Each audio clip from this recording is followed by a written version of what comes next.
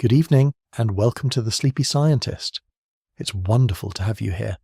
Tonight we'll be looking at something that stretches across billions of stars, billions of years, and an unimaginable amount of empty space, and yet arrives at a question that is unsettlingly simple. Why is the universe so quiet? Just a little favour to ask before we begin. If you have a moment to spare, I'd really appreciate it if you took a look at our ebook over on the Sleepy Scientist website. It takes the ideas from these videos and gives them room on the page, unhurried, laid out with all the space they need to properly settle in the mind. The whole thing is narrated too, so you can read it or simply listen, and at the close of each movement there's a short quiz waiting, a gentle way to see what's stayed with you, and to turn the ideas over once more before moving on. The QR code is up on screen, and there's a link in the description to thesleepyscientist.com whenever you're ready. Every reader who takes a look is the reason these videos keep appearing, and to anyone who takes the time to buy it, I don't think you quite understand how much that means. That's the only ask tonight, and thank you sincerely. Now, I'd love to know where in the world you're watching from tonight. Perhaps you're listening from a quiet bedroom, curled up on the sofa, travelling somewhere in the dark, or settling down after a long day. Wherever you are, I hope you're comfortable, relaxed, and ready to let your thoughts wander for a while. And if you enjoy these calm journeys through science, a like and a subscribe are always appreciated. The Milky Way holds billions of stars, many of them far older than the Sun. Planets appear to be common, and some worlds may have had billions of years longer than Earth to produce life and perhaps technology. So if anyone else is out there, where is everybody? This is the Fermi paradox, and tonight we'll explore the Drake equation, the Great Filter, the rare earth hypothesis, the dark forest, and the possibility that alien intelligence may simply be too distant, too quiet, or too unfamiliar for us to recognize. I'll do my best not to make the silence of the cosmos sound too dramatic, though the universe does seem determined to keep its secrets. So get comfortable, let the noise of the day begin to fade, and let's start with a question that has been waiting in the dark for rather a long time. If the galaxy has had all the time in the world, why has nobody called? On a clear night, far from the glow of streetlights and windows, the sky can seem almost crowded. Stars appear in every direction, some bright and steady, others faint enough to disappear when you look directly at them. Yet even the richest night sky offers only the smallest glimpse of what is actually there. Every star visible to the unaided eye belongs to the Milky Way, but nearly all of the galaxy remains hidden from view. Dust blocks some of its light. Distance makes most stars too faint to see. Even under perfect conditions, the human eye can detect only a few thousand stars at once. The Milky Way contains roughly 100 billion stars, although estimates vary because counting every star in the galaxy is not quite as convenient as counting chairs in a quiet room. Many of those stars are accompanied by planets. Some have one or two, others belong to systems containing several worlds, along with moons, asteroids, comets, rings, and clouds of smaller debris. Modern astronomy has shown that planets are not rare exceptions. They are ordinary products of star formation. Before the 1990s, scientists had confirmed no planets orbiting ordinary stars beyond the Sun. Today, thousands of exoplanets have been identified, and statistical studies suggest that the Milky Way contains at least tens of billions of rocky worlds. Many more planets will remain undetected because they are too small, too distant, or positioned in ways that make them difficult for our instruments to observe.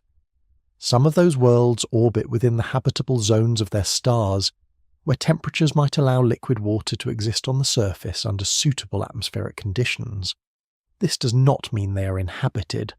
A planet can orbit at the right distance and still be dry, frozen, airless, poisonous, or otherwise thoroughly unwelcoming. Even so, the numbers are difficult to ignore. The galaxy appears to contain an immense collection of possible environments in which life might arise. It has also existed for billions of years longer than human civilization. Many stars and planets formed before the Sun, leaving enormous amounts of time for biology, intelligence, and technology to develop elsewhere. And yet humanity has found no confirmed evidence of another technological civilization. No verified message has arrived from a distant star. No artificial spacecraft has been discovered moving through the solar system. No alien artifact has been recovered from the Moon, Mars, or any asteroid. Astronomers have not identified a megastructure surrounding another star, nor any other technosignature that can be confidently attributed to extraterrestrial engineering. There have been strange signals, unusual stars, unexplained observations, and moments of genuine excitement. So far, however, every promising case has either received a natural explanation, been traced to human interference, or remained too uncertain to support an extraordinary conclusion. This absence is sometimes called the Great Silence. The phrase does not mean that the universe is literally silent. Space is filled with radio waves, magnetic activity, stellar explosions, colliding objects, and radiation left behind by the early universe. The silence refers specifically to the lack of convincing evidence for extraterrestrial technology.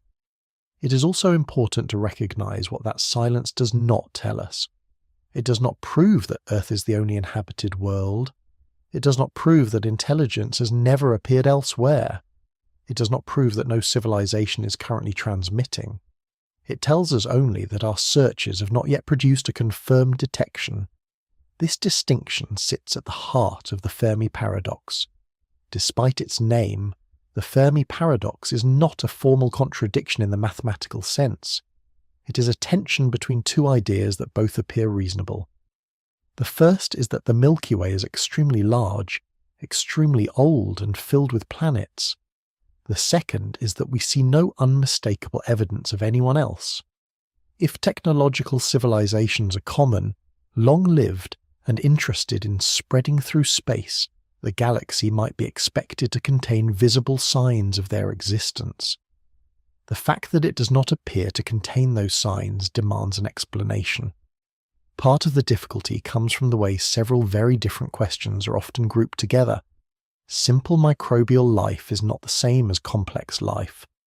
Complex multicellular organisms are not necessarily intelligent. Intelligence does not automatically produce science or engineering. A species capable of technology may never develop radio communication or interstellar travel, and even a civilization with advanced machines may remain detectable for only a short period. Earth itself demonstrates these differences.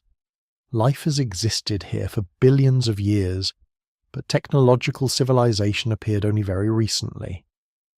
For most of Earth's history, an observer on another world would have found a living planet with no radio transmitters, no artificial satellites, and no signs of industry. The silence could therefore have many explanations. Perhaps life rarely begins. Perhaps simple life is common, but complex cells are unusual. Intelligence may be a rare evolutionary accident. Technological societies may destroy themselves, become quiet, or lose interest in the outside universe. Some may deliberately hide. Others may communicate in ways we cannot detect. Interstellar expansion might be too difficult, too expensive, or simply too unappealing. Our searches may have covered far less of the galaxy than they sometimes appear to have done. Humanity may also have arrived unusually early, before most technological civilizations have had time to appear. Each possibility carries different assumptions. Some are supported by familiar biology or physics. Others depend heavily on speculation about minds and societies that may be nothing like our own. For now, the night sky offers no final answer. It simply presents an extraordinary contrast. A galaxy filled with stars, planets, chemistry, energy, and time appears to contain no obvious neighbours. Whether that silence reflects emptiness, distance, rarity, caution, bad timing, or the limitations of our search remains one of the most quietly persistent questions in modern science. The silence of the Milky Way becomes more puzzling when its age is placed beside its size. Our galaxy stretches roughly 100,000 light-years from one side to the other. Light itself, moving at the fastest speed allowed by known physics, requires about 100,000 years to cross that distance. For a human lifetime, this is almost impossible to picture. For the galaxy, however, it is a relatively brief interval. The oldest known stars in the Milky Way formed more than 13 billion years ago. Many belong to ancient populations created when the galaxy was still assembling from smaller clouds and early stellar systems. The Milky Way has therefore been producing stars, planets, and complex chemistry for nearly the entire history of the universe. The solar system is much younger. The Sun and its planets formed approximately 4.5 billion years ago, meaning that some planetary systems had already existed for billions of years before Earth appeared.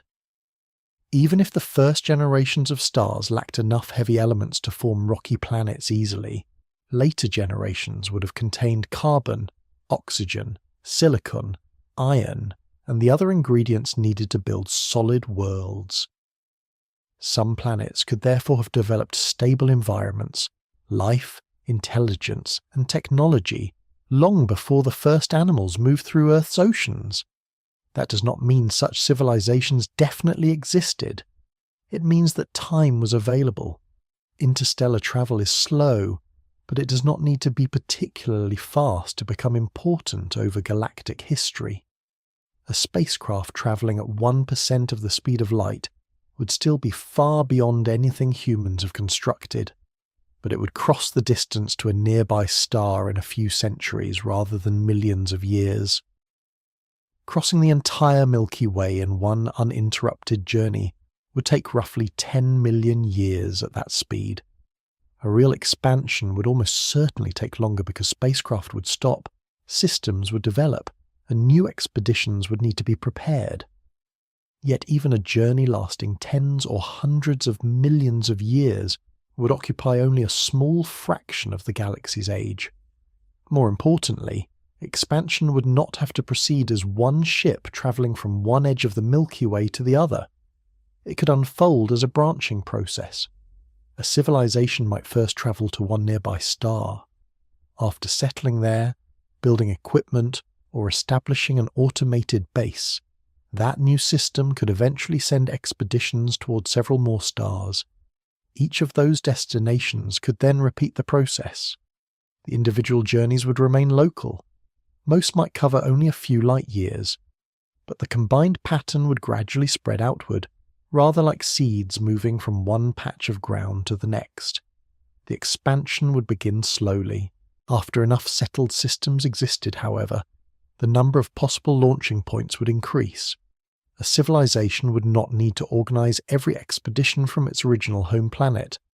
The process could continue through independent communities, scientific organizations, machines, or descendants whose goals differed from those of the society that first began the journey. This reasoning became central to influential arguments developed by astronomer Michael Hart and physicist Frank Tipler.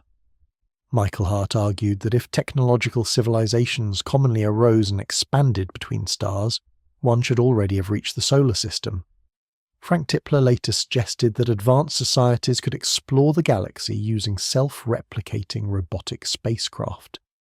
These hypothetical machines are often described as von Neumann probes, named after mathematician John von Neumann.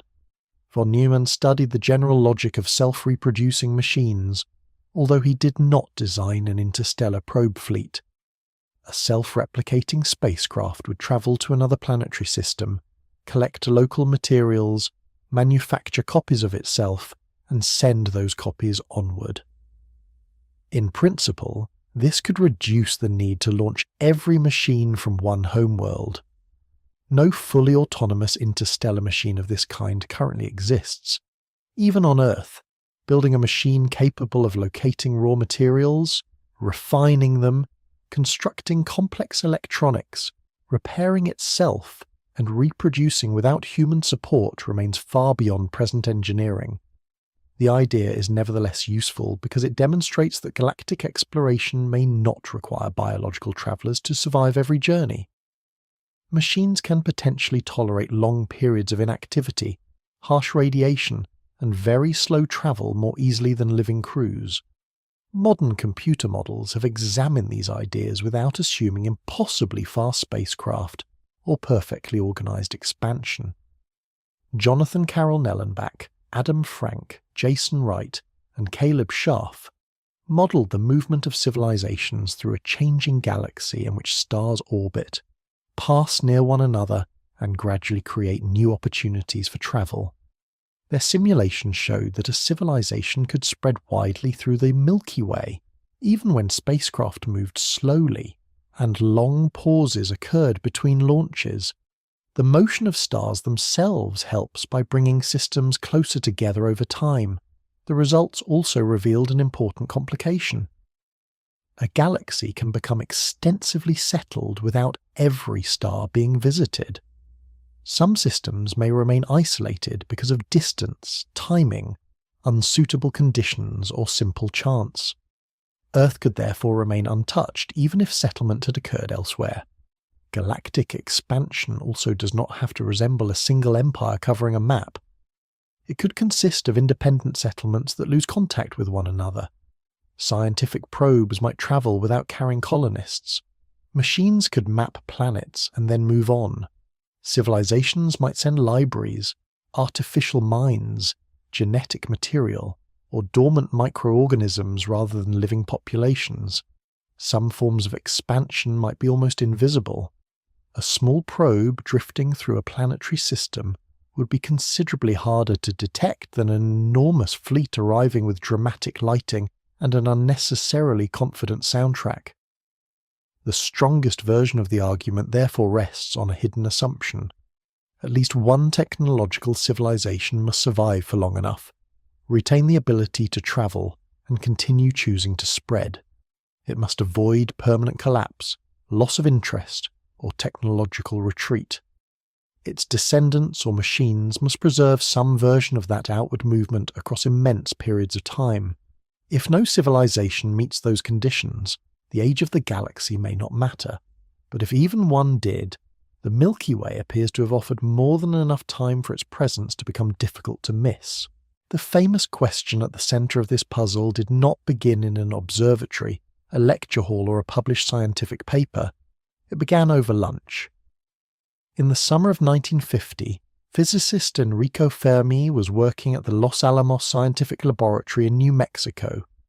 He was already one of the most respected scientists of his generation, known for his work in nuclear physics, particle physics, and quantum theory.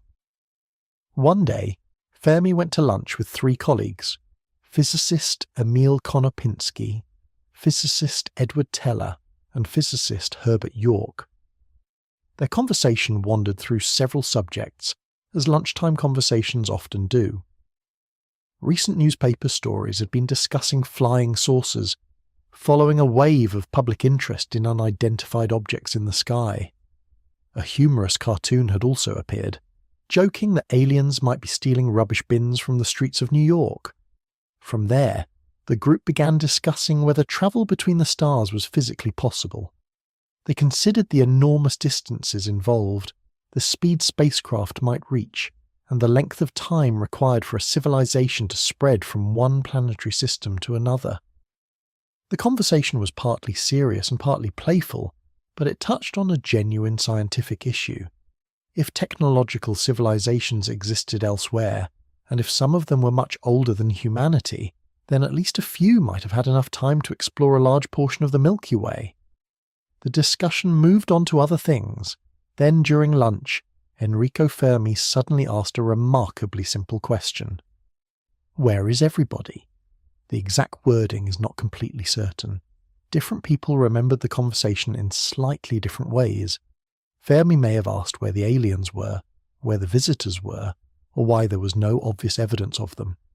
Whatever the precise sentence, the meaning was clear. If the galaxy was old, if stars and planets were numerous, and if interstellar travel was possible even at modest speeds, why had no one appeared?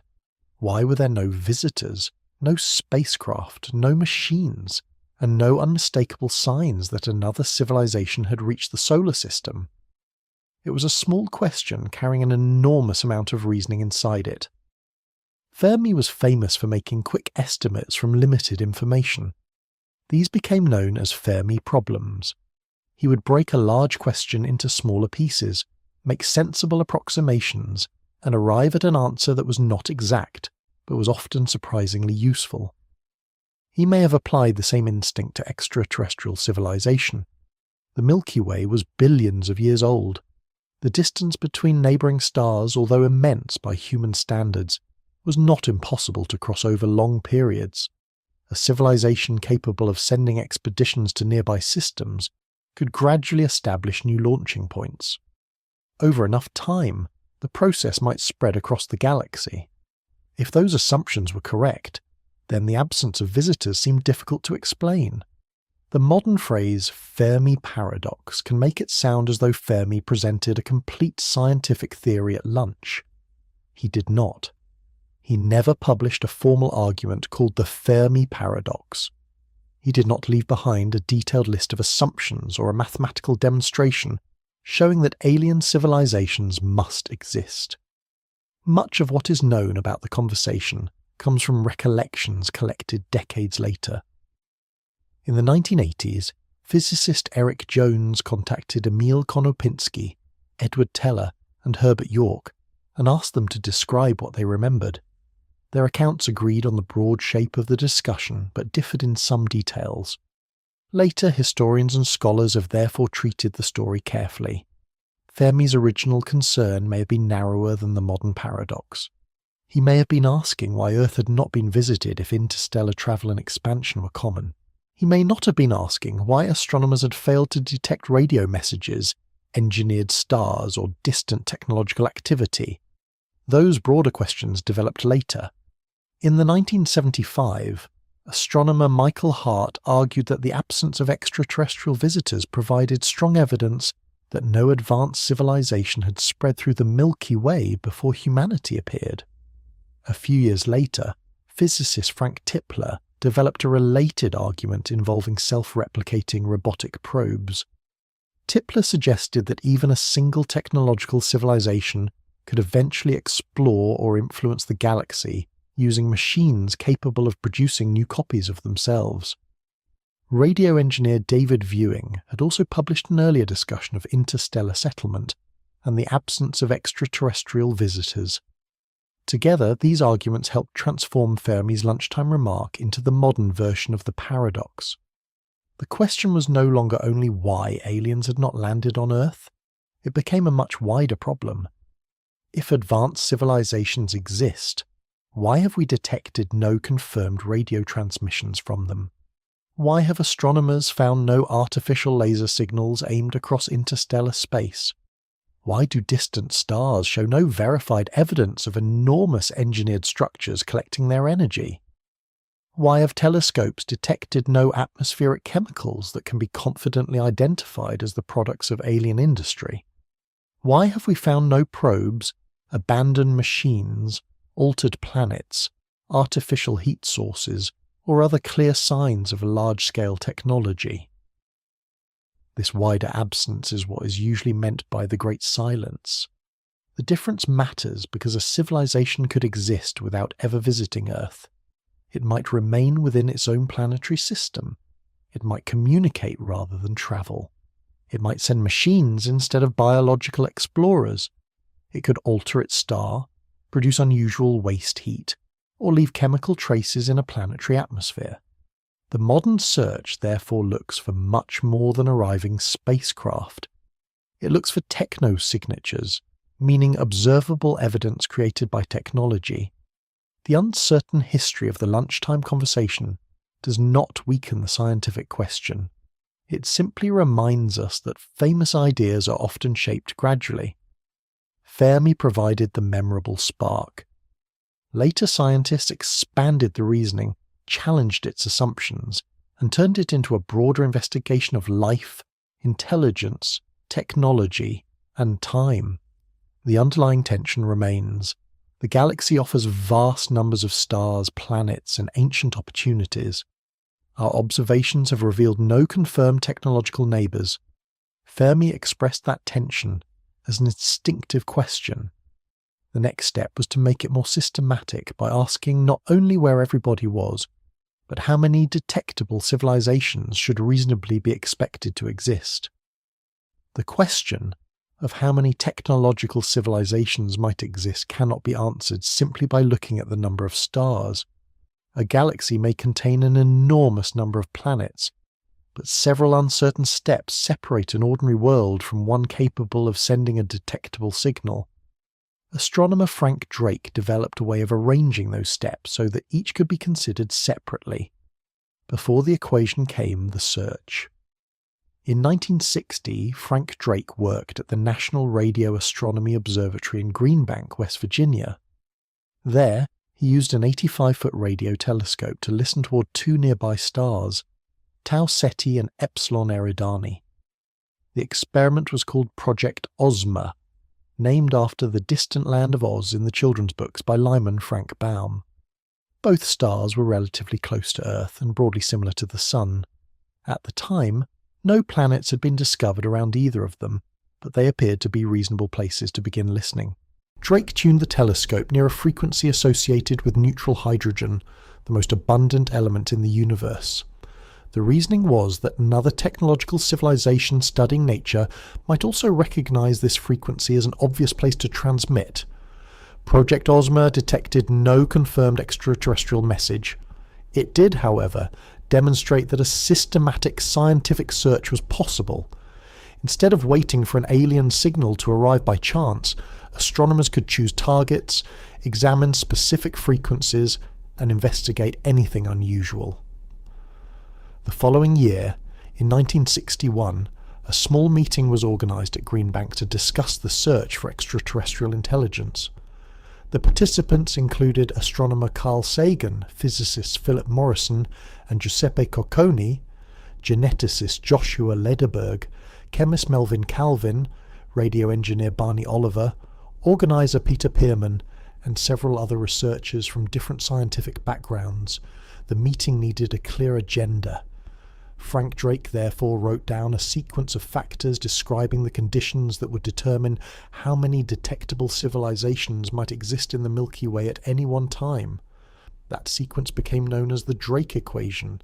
Spoken entirely in words, it says, the number of detectable civilizations equals the rate at which suitable stars form, multiplied by the fraction with planets, multiplied by the number of potentially habitable worlds per system, multiplied by the fraction where life begins, multiplied by the fraction where intelligence develops, multiplied by the fraction producing detectable technology, multiplied by the average length of time that technology remains detectable. The first term concerns stars. New stars continue to form in the Milky Way from large clouds of gas and dust. The relevant question is how many suitable stars form during a given period. Not every star offers the same conditions. Some are extremely massive and live only briefly. Others produce intense radiation or powerful flares. Long-lived, comparatively stable stars may offer better opportunities for life to develop over billions of years. The second factor asks what fraction of those stars possess planets. When Drake created the equation, astronomers did not know whether planetary systems were common. Today, thousands of exoplanets have been confirmed, and observations suggest that planets are ordinary companions to stars. This has reduced one of the equation's original uncertainties, although it has not answered the more difficult biological questions. The third factor asks how many potentially habitable worlds exist in an average planetary system. A world may orbit within the habitable zone, where temperatures could permit liquid water, while still being unsuitable for life. Its atmosphere may be too thin, too thick, or chemically hostile. It may lack water, suffer extreme stellar radiation, or experience an unstable climate. Moons could also offer habitable environments, particularly if they contain subsurface oceans warmed by tidal forces. The next factor asks what fraction of suitable worlds actually develop life. This is one of the greatest unknowns. Life appeared on Earth relatively early in the planet's history, once stable conditions existed. That might suggest that life begins readily when chemistry and environment permit it. It could also mean that Earth was unusually fortunate. With only one confirmed living world, it is impossible to know which interpretation is correct. The following fact asks how often life develops intelligence. Evolution does not move toward a predetermined goal. For most of Earth's history, life consisted entirely of microscopic organisms. Complex multicellular organisms appeared much later, and technological intelligence emerged only once, as far as current evidence shows. Many highly successful species have survived for millions of years without developing radio telescopes, mathematics, or spacecraft. Intelligence may therefore be rare, even on planets rich with life. The next factor concerns detectable technology. An intelligent species may never build radio transmitters. It might live beneath an ocean, lack access to fire, or develop tools that leave no signal visible across interstellar distances. A technological civilization might also become difficult to detect as its systems grow more efficient.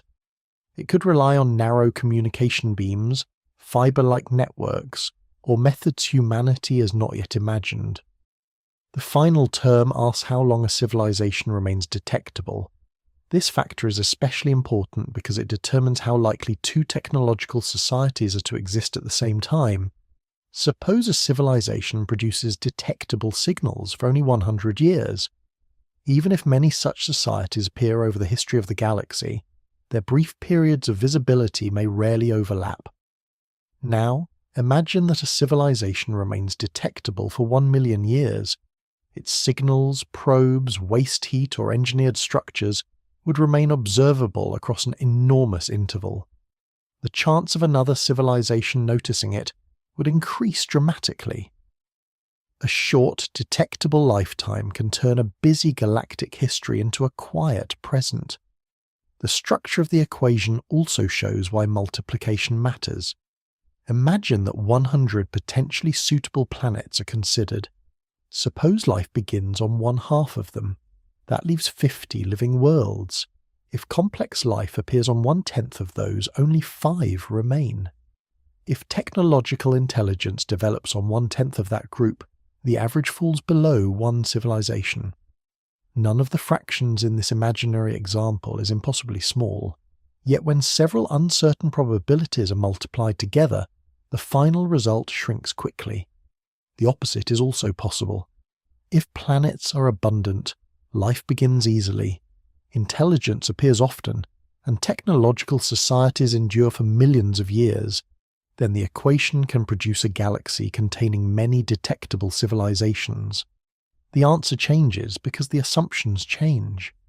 Frank Drake did not present the equation as a machine that could reliably calculate the alien population of the Milky Way. Too many of its terms were unknown in 1961, and several remain almost completely uncertain today. Its real value is organizational. The equation separates one enormous mystery into a series of clearer questions. Astronomy can investigate stars and planets. Planetary science can study atmospheres and habitable environments.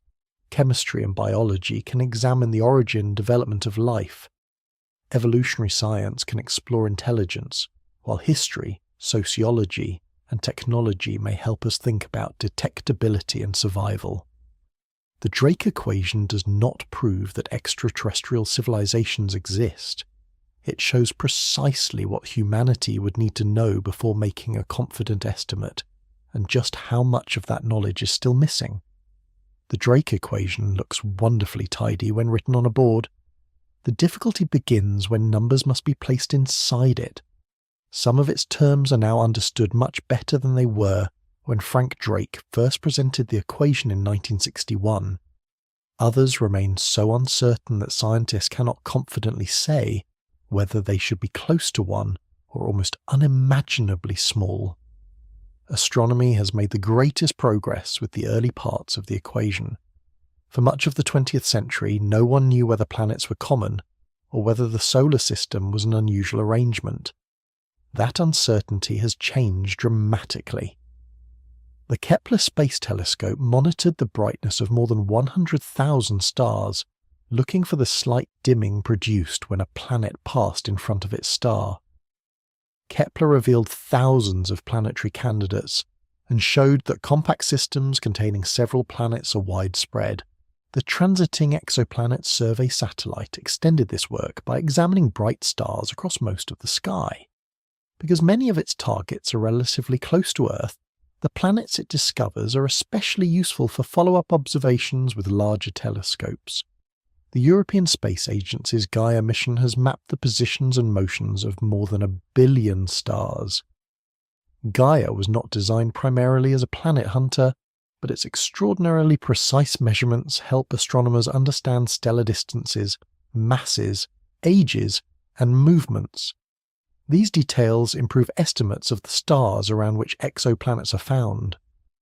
Ground-based observatories have added further discoveries through several methods. Some measure the tiny gravitational wobble caused by an orbiting planet. Others directly image young, massive worlds far from their stars. Together, these surveys have established that planetary systems are common. The fraction of stars possessing planets is therefore no longer a complete mystery. The more difficult question is how many of those planets provide environments where life could arise and persist. A rocky world located within the habitable zone may still be hostile. Its atmosphere might trap too much heat, as happened on Venus, or provide too little protection, as on Mars today. It might be covered by a deep global ocean, locked beneath permanent ice, stripped by stellar radiation, or subjected to extreme temperature changes. Geology also matters. Volcanic activity can release gases into an atmosphere. Weathering can remove carbon dioxide. Plate tectonics may help recycle material between a planet's surface and interior, contributing to climate stability across very long periods. Water is important for life as humanity knows it, but its location, quantity, and persistence all matter. A world may contain water only as ice, vapour, or a buried ocean beneath many kilometres of frozen crust. Magnetic fields may help protect some atmospheres from charged particles, although their importance is complex and varies between planets. The activity of the host star matters as well. Red dwarf stars live for extremely long periods, but can produce powerful flares, especially when young. A genuinely Earth-like environment is therefore more than an Earth-sized planet at roughly the right distance from a star. It is the product of atmosphere, oceans, geology, stellar behaviour, chemistry, and long-term climate history. Beyond this point, the uncertainty grows rapidly. Humanity has only one confirmed example of life beginning. Life exists on Earth, but scientists do not yet know exactly how non-living chemistry became the first evolving biological system. This transition is called a biogenesis. Perhaps a biogenesis occurs readily whenever liquid water, useful chemical ingredients, and a stable energy source are present. If so, living worlds may be common. It is equally possible that the origin of life requires an extremely unlikely sequence of events. Earth may have provided countless suitable chemical environments before one finally produced a system capable of copying itself and evolving. One example cannot distinguish between these possibilities. The uncertainty surrounding intelligence is just as serious. Life appeared on Earth billions of years before any species developed radio astronomy. For most of the planet's history, life was microscopic. Even after complex organisms appeared, hundreds of millions of years passed without technology detectable across interstellar distances. Many organisms are highly successful without constructing machines. Bacteria have survived nearly every environmental change Earth has experienced. Insects occupy almost every land environment. Sharks existed long before humans and have managed perfectly well without showing much interest in radio telescopes. Evolution does not contain a rule requiring intelligence to appear. Natural selection favours traits that improve survival and reproduction in particular environments. A large brain can be useful, but it is also expensive, slow to develop, and rather demanding about breakfast. Even intelligence does not guarantee detectable technology. A species might live beneath a thick ice sheet or deep ocean, where fire and metallurgy would be difficult. It might develop sophisticated language, culture, and social organization without constructing electronic transmitters. Another civilization could build radios but use them only briefly. Human communication has already moved from powerful broadcasts toward cables, satellites, compressed digital signals, and narrow beams. A more advanced society might communicate efficiently without allowing much energy to escape into space. This means that detectability depends partly on behavior. It reflects choices, technologies, economics, values, and circumstances rather than biology alone.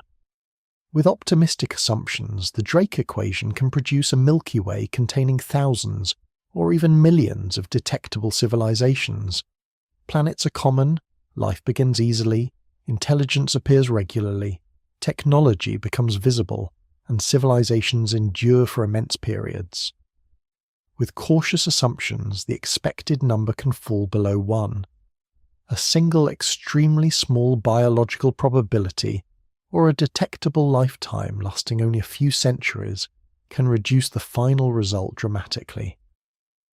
Anders Sandberg, Eric Drexler, and Toby Ord examine this problem using broad probability distributions rather than selecting one confident value for each unknown term.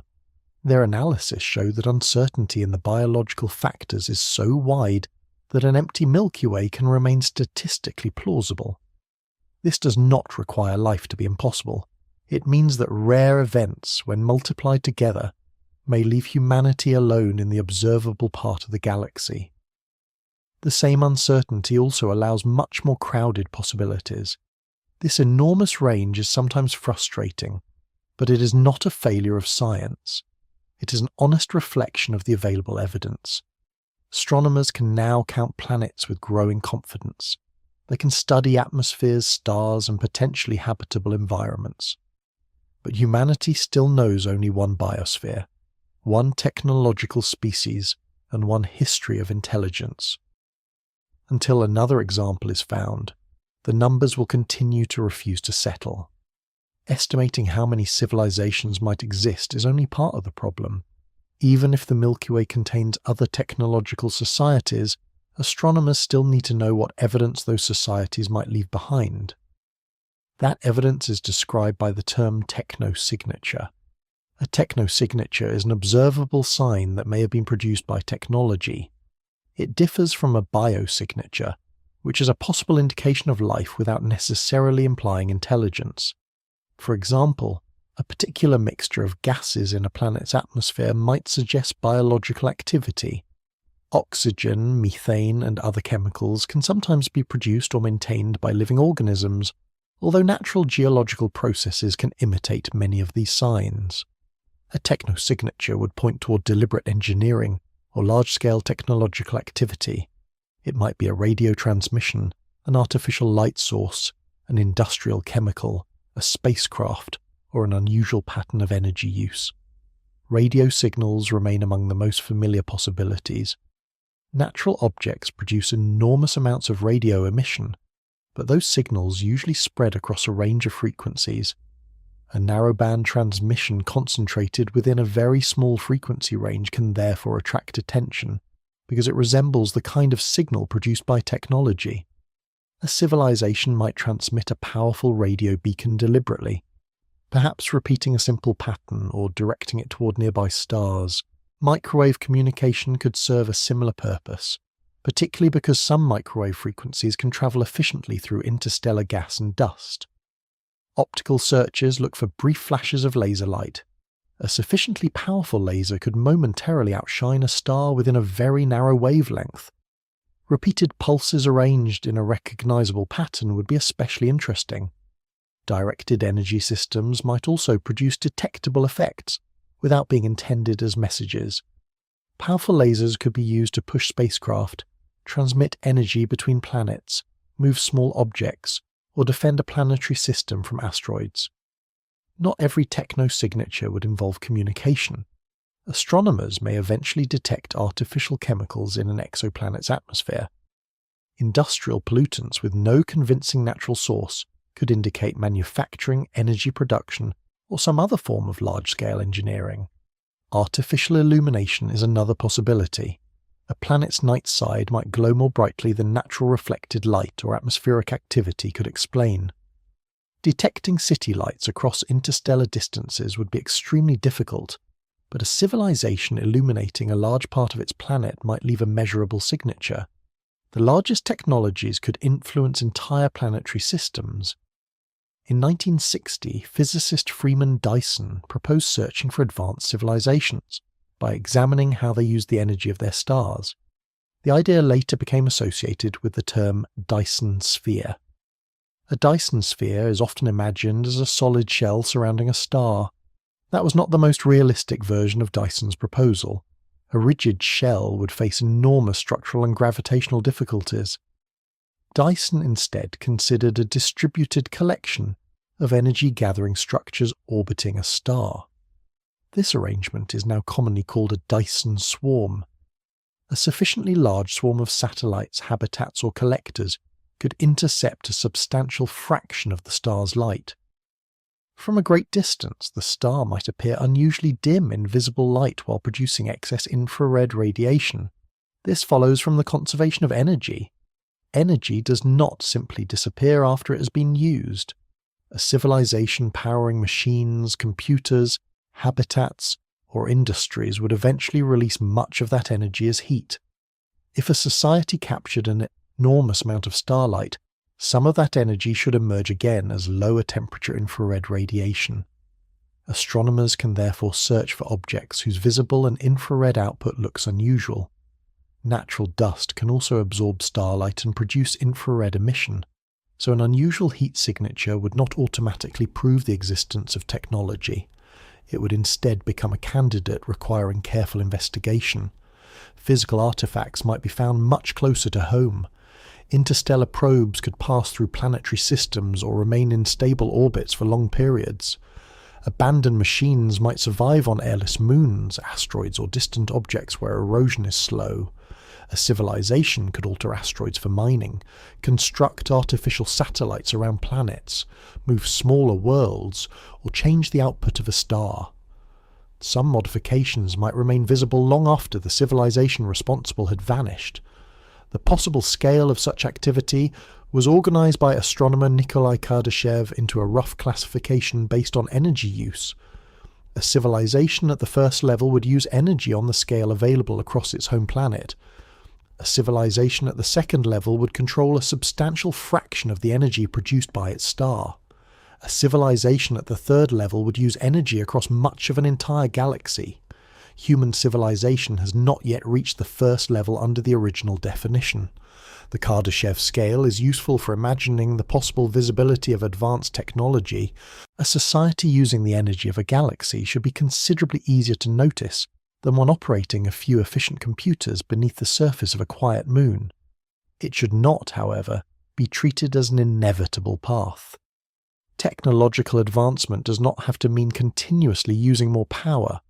A civilization may become smaller, more efficient, or more interested in computation than construction. It might deliberately limit growth or concentrate its activity in places that are difficult to observe. There is also an important difference between a deliberate beacon and accidental leakage. A powerful beacon aimed directly at Earth could potentially be detected from a great distance. Ordinary radio and television broadcasts are much weaker and spread outward in many directions. As that energy travels, it is distributed across an expanding area. By the time it reaches another star, the signal may be too faint to separate from natural background noise. Humanity's radio leakage is therefore not necessarily announcing our presence across the entire Milky Way with quite the enthusiasm sometimes imagined. Every search for extraterrestrial technology contains assumptions. Astronomers must guess which stars to examine, which frequencies to monitor, how long to listen, what level of power to expect, and whether another civilization wants to be detected. They must also imagine what alien engineers might build, how they might communicate, and which traces their activities would leave behind. the quiet sky may reflect an absence of technology. It may also reflect the narrower fact that humanity has been searching for unfamiliar civilizations using instruments designed around familiar human ideas. The silence of the galaxy can be approached in many ways, but one of the most influential ideas begins with a simple observation. Somewhere between lifeless matter and a civilization capable of spreading between the stars, at least one step may be extraordinarily difficult. This idea is known as the Great Filter. Economist Robin Hanson developed the modern formulation in 1998. His argument was not that scientists had discovered a single hidden force preventing civilizations from advancing. Instead, he asked what the apparent emptiness of the galaxy might suggest about the long sequence of events required to produce a widespread technological society. That sequence begins before life exists at all. A suitable star must form and remain stable for long enough. Around it, a planet or moon must develop conditions that allow complex chemistry to persist. Useful elements must be available. Temperatures, energy sources, and liquid solvents must remain within workable ranges. Then non-living chemistry must somehow produce a system capable of copying itself. This transition from chemistry to self-replicating biology is the origin of life, often described by the term abiogenesis. Scientists understand many of the chemical ingredients involved, but no one yet knows how probable the complete transition is. Once life begins, simple cells must survive, reproduce, and evolve. At some point, more complex cells may appear. On Earth, eukaryotic cells developed internal structures and eventually allowed much larger and more complicated organisms to evolve. Multicellular life must then emerge and persist. Nervous systems may develop. Intelligence may arise. A species must become capable of cumulative culture, language, tool-making, and the long-term preservation of knowledge. Technology must advance far enough to produce astronomy, industry, communication systems, and perhaps spacecraft. After that, a civilization must survive its own growing power. It must avoid permanent collapse or extinction, and remain stable long enough to expand beyond its original world.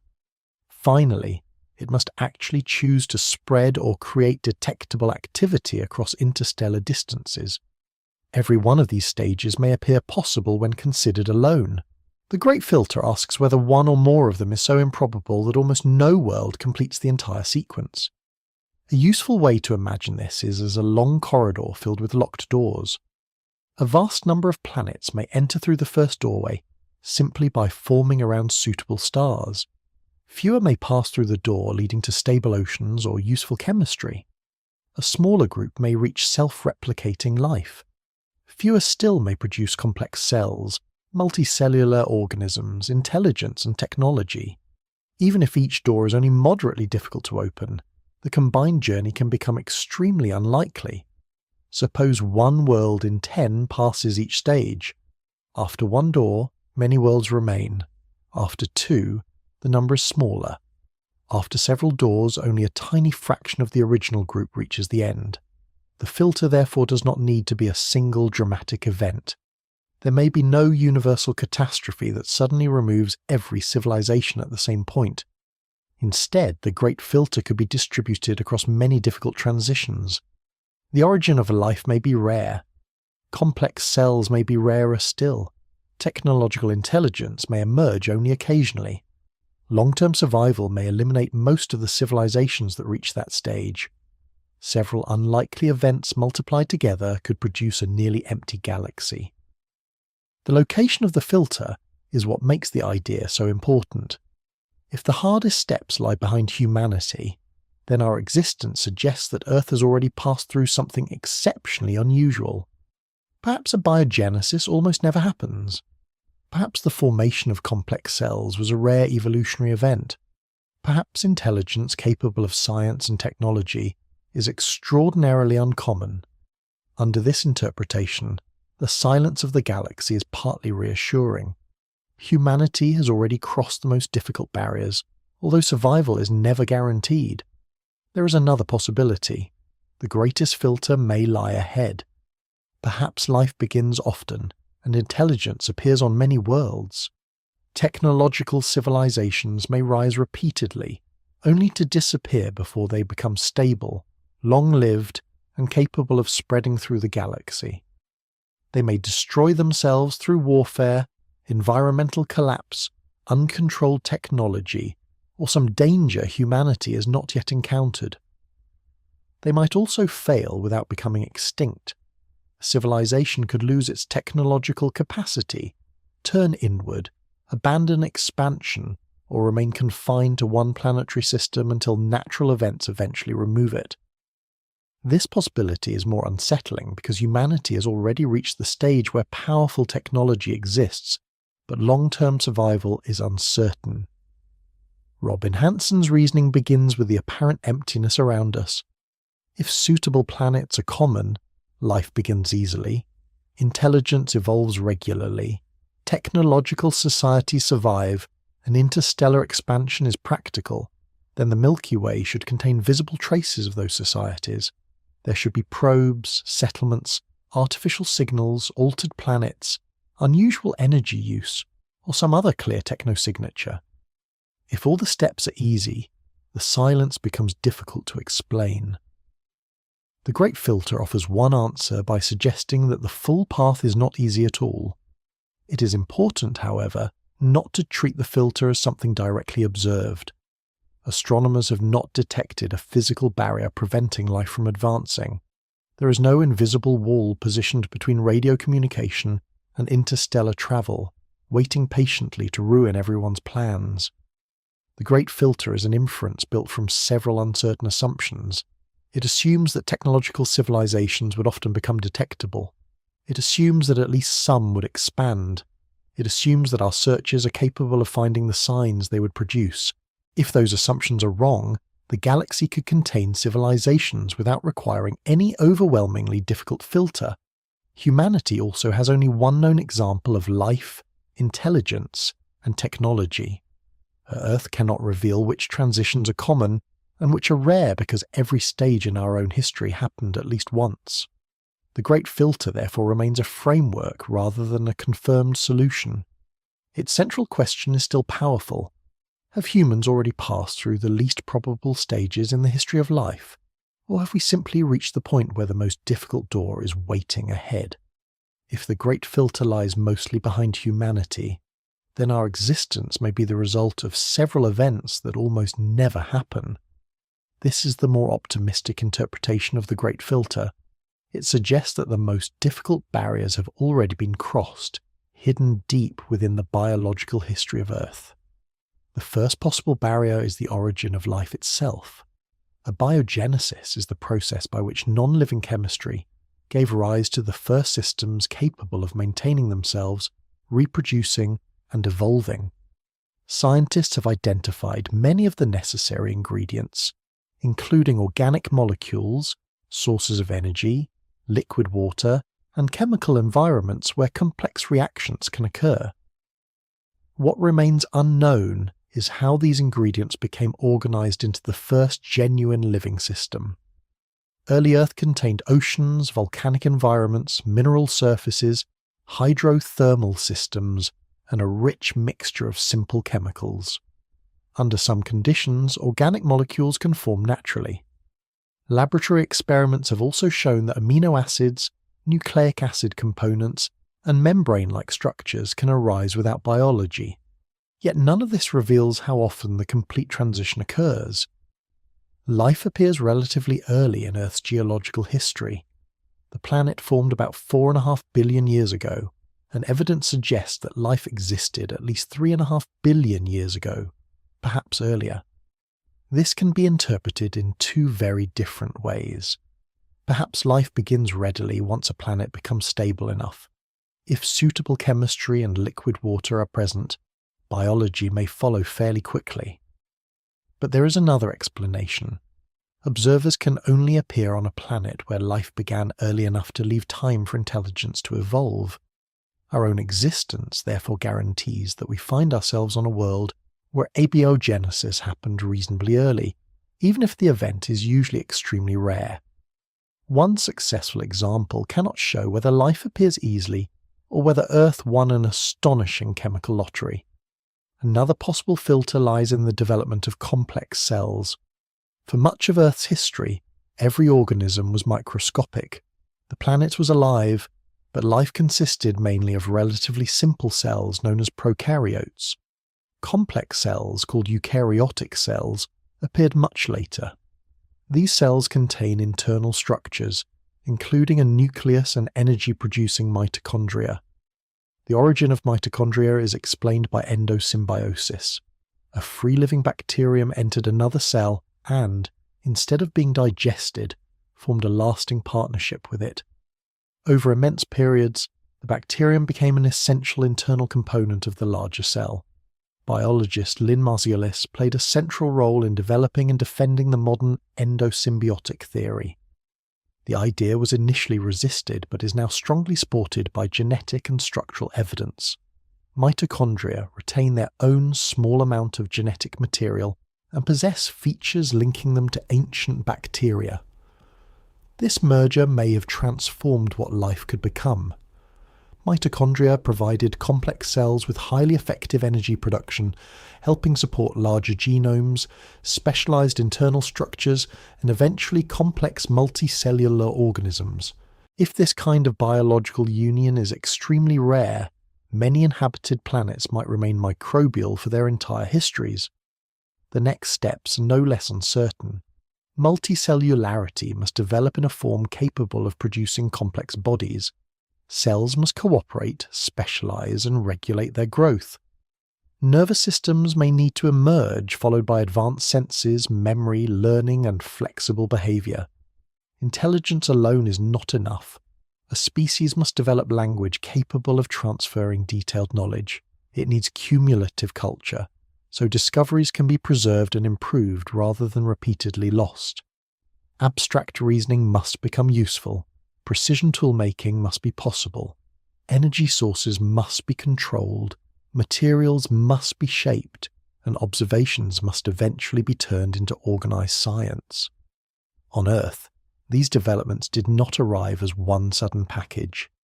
They accumulated through a long sequence of biological and cultural changes. Many intelligent animals never developed scientific technology. Dolphins display complex communication and social behavior, yet their ocean environment makes controlled fire and metallurgy nearly impossible. Crows can solve difficult problems and manufacture simple tools, but they do not build observatories. Octopuses are remarkably capable, although their short lives and largely solitary behavior may limit the accumulation of knowledge across generations.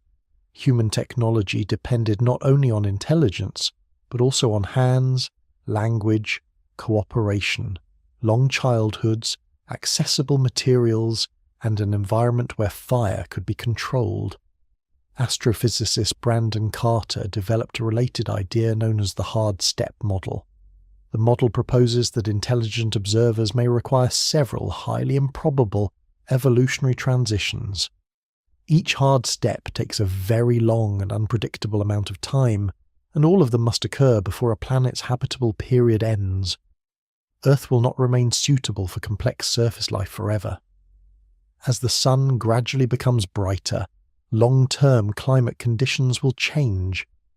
If intelligence appeared relatively late within Earth's total habitable lifetime, that may suggest that several difficult steps were required. The timing alone does not identify those steps. They might include abiogenesis, complex cells, multicellularity, advanced intelligence, or some transition scientists have not recognized. Discovering independent extraterrestrial life would greatly affect this reasoning. Life found on Mars could show that biology began twice within one planetary system, provided it did not share an origin with Earth life through material exchange by asteroid impacts.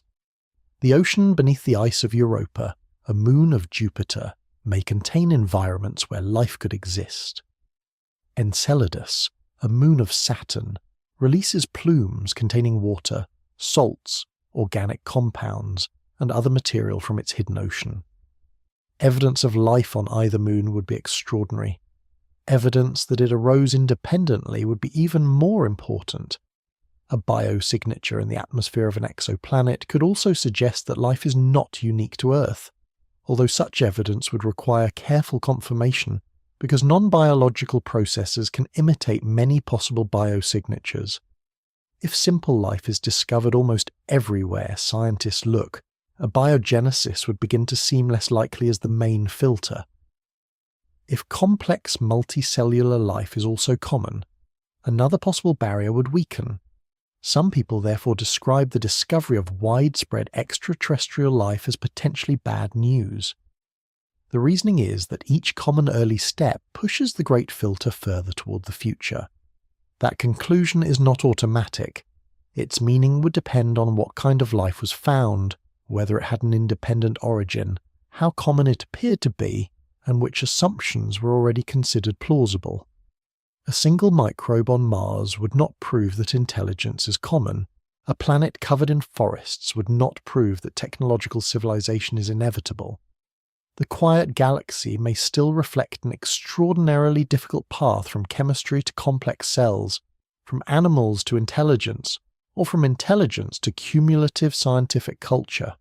If that is true, humanity may already have passed through the narrower section of the journey. It would be reassuring in one sense, but also deeply humbling.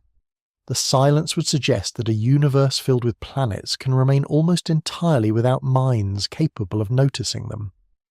The more unsettling version of the Great Filter places its most difficult barrier not in the distant biological past, but somewhere ahead of technological civilization. Under this possibility, life may begin on many suitable worlds.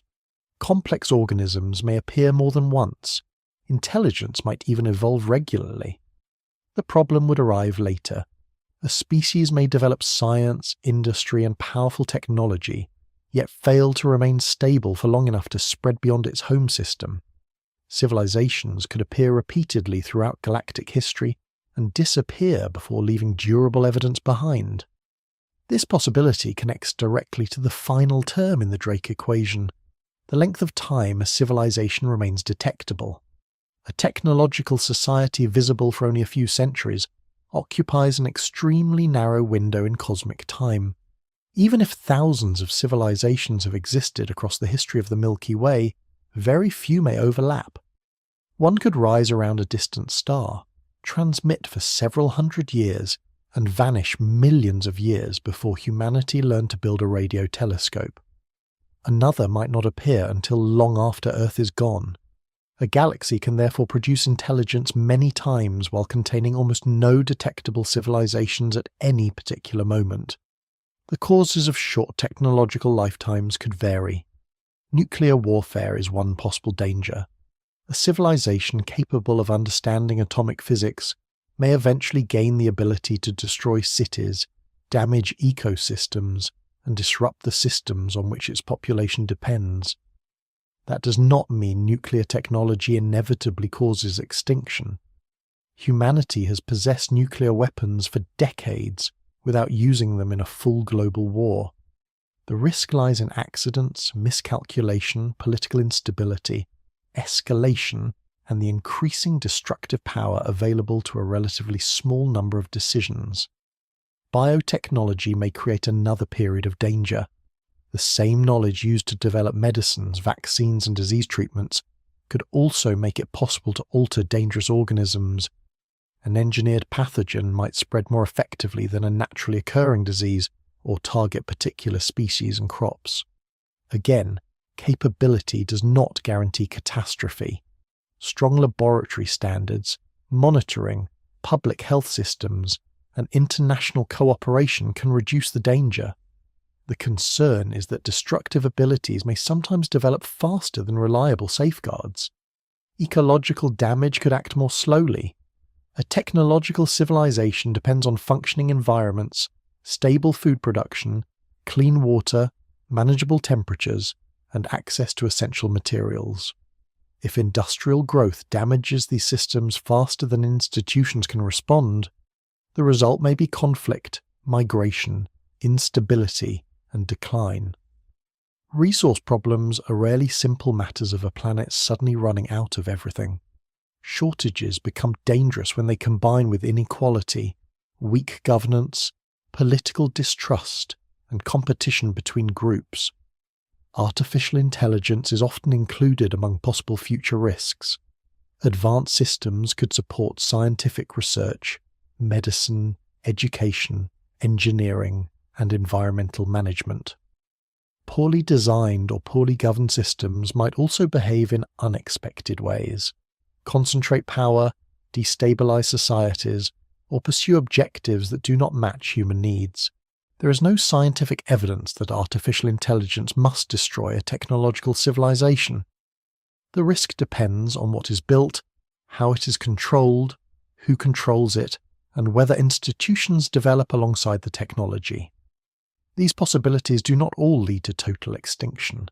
A civilization might collapse while some individuals survive. Large populations and complex institutions could disappear without the species itself vanishing. Technology could regress, knowledge might be lost, infrastructure could decay, and future societies might never rebuild the systems needed for astronomy or interstellar travel. A civilization could also remain healthy while becoming quieter. It might deliberately reduce industrial activity, stop broadcasting, limit growth, or decide that expansion beyond its own planetary system is unnecessary. From a distant telescope, extinction, collapse, regression, and voluntary silence could all produce a similar result. The techno-signature fades. Technology is therefore neither purely a threat nor purely a protection. Nuclear physics creates weapons, but it also provides energy and helps scientists understand stars. Biotechnology can produce pathogens, but it can also detect outbreaks and develop treatments. Advanced astronomy allows a civilization to identify asteroids before they strike. Spacecraft can test methods of changing an asteroid's path. Satellites can monitor climate, weather, forests, oceans, fires, and crop health across an entire planet. Settlements beyond one world could eventually reduce the danger of a single planetary disaster, although creating truly independent populations would be extraordinarily difficult. Natural threats remain as well. Large asteroid impacts have caused major disruptions in Earth's history. A sufficiently large impact could devastate global ecosystems, although events capable of sterilizing an entire planet are far rarer. Supervolcanic eruptions could cool the climate, damage agriculture, and cause widespread hardship.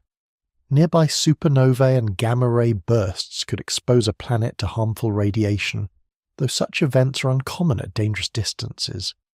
Over much longer timescales, the increasing brightness of a star may eventually make a planet uninhabitable. Earth itself cannot remain suitable forever as the sun gradually changes. Most natural disasters would not remove every form of life.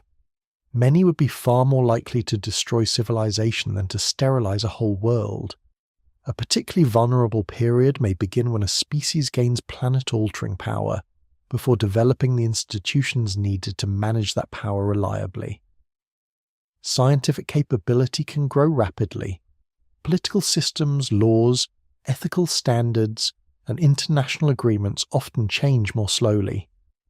A young technological civilization may therefore possess extraordinary tools while still carrying instincts shaped for small groups, short-term problems, and local competition. Humanity may currently be living within that imbalance, but our continued existence tells us almost nothing about how often civilizations survive it. We are one technological species, observing ourselves near the beginning of our technological history. We do not know whether this stage usually lasts for centuries, millions of years, or only long enough for a civilization to notice the danger. The great filter ahead is not a prediction that destruction is inevitable. It is a warning drawn from uncertainty. The silence of the galaxy may suggest that survival requires more than intelligence. It may require restraint, cooperation, resilience, careful institutions, and the ability to plan beyond a single lifetime. Seen in that way, the quiet sky does not demand fatalism. It offers a reason to become the kind of civilization capable of remaining present long enough to be heard. One possible explanation for the silence of the galaxy is that life may not be especially rare, but complex life may be. This idea is known as the rare Earth hypothesis. It is closely associated with geologist Peter Ward and astronomer Donald Brownlee, who argued that simple microbial life could be widespread, while complex animal-like organisms require an unusually fortunate combination of planetary and astronomical conditions.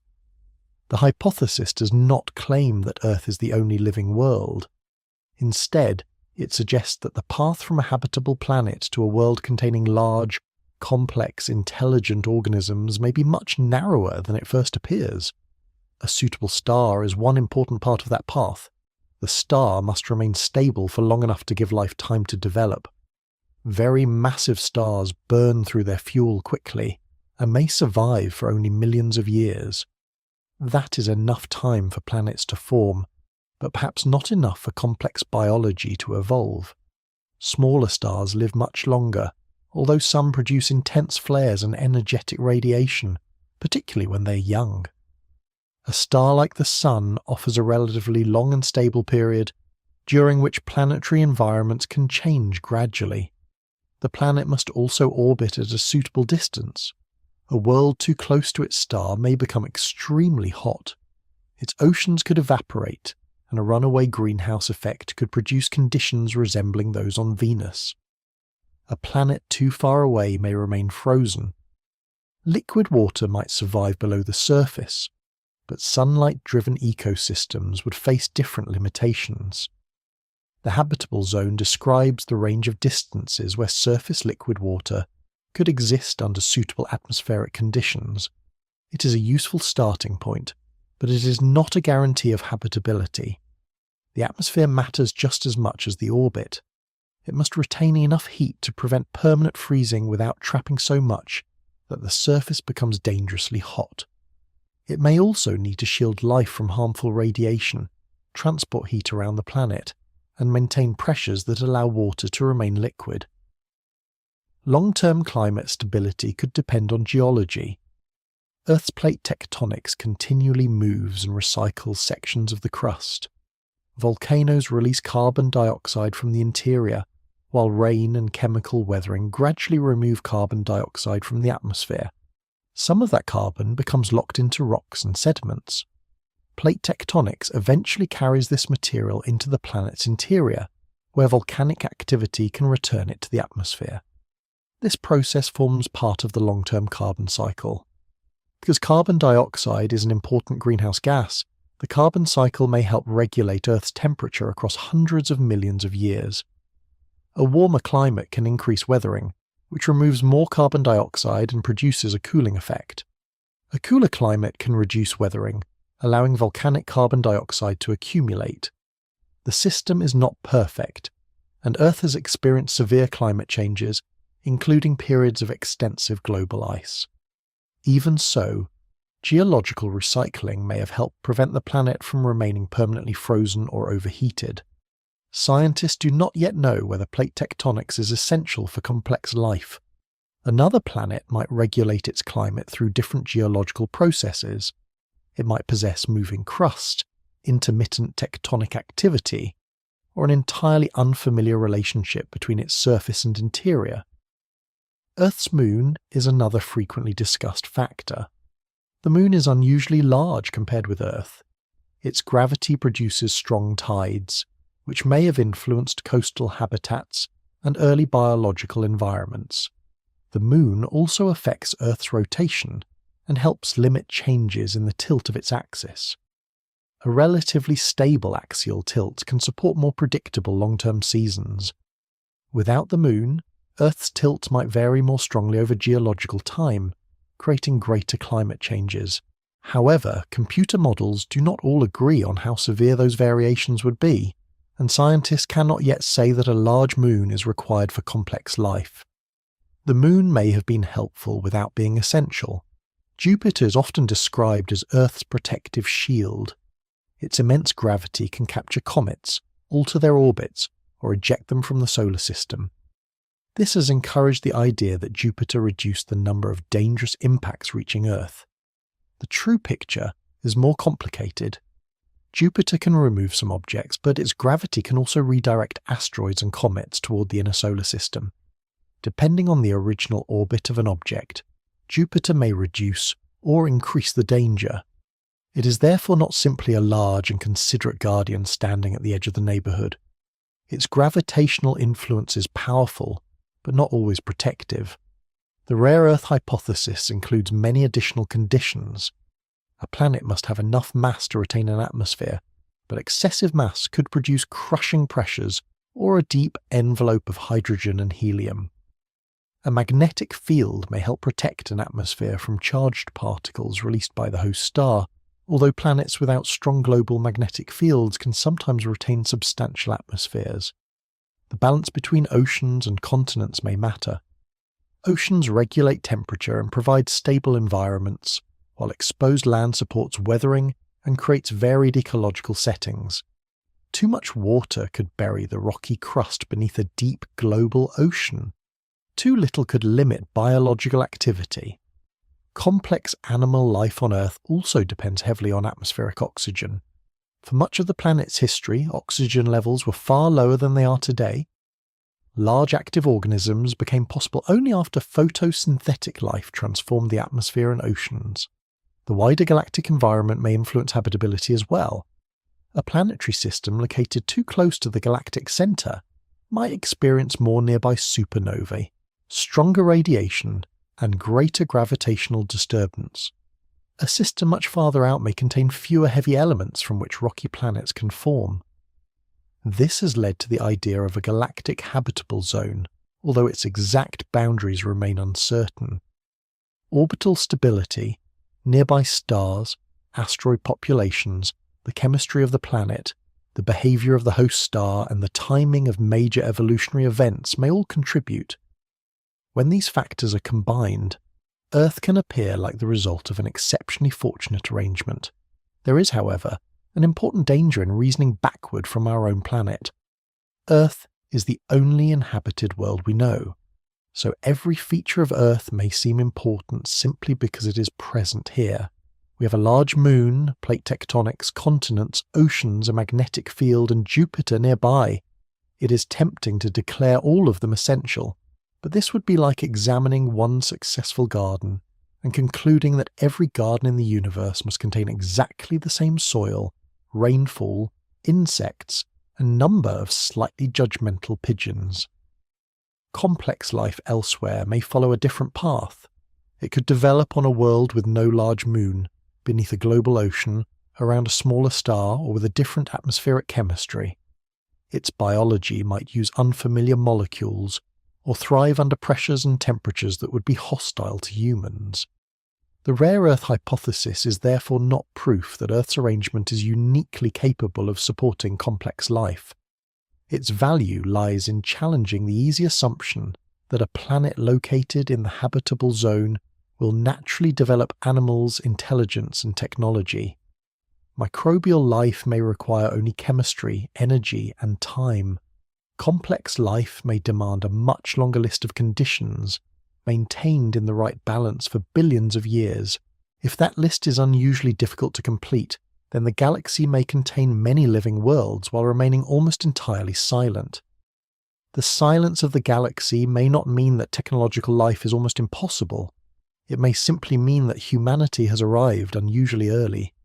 The universe is approximately 13.8 billion years old. That sounds ancient, and by human standards it certainly is. Yet the full lifetime of the universe may stretch far beyond its present age. Some stars will continue shining for trillions of years. The smallest and longest-lived stars use their nuclear fuel extremely slowly.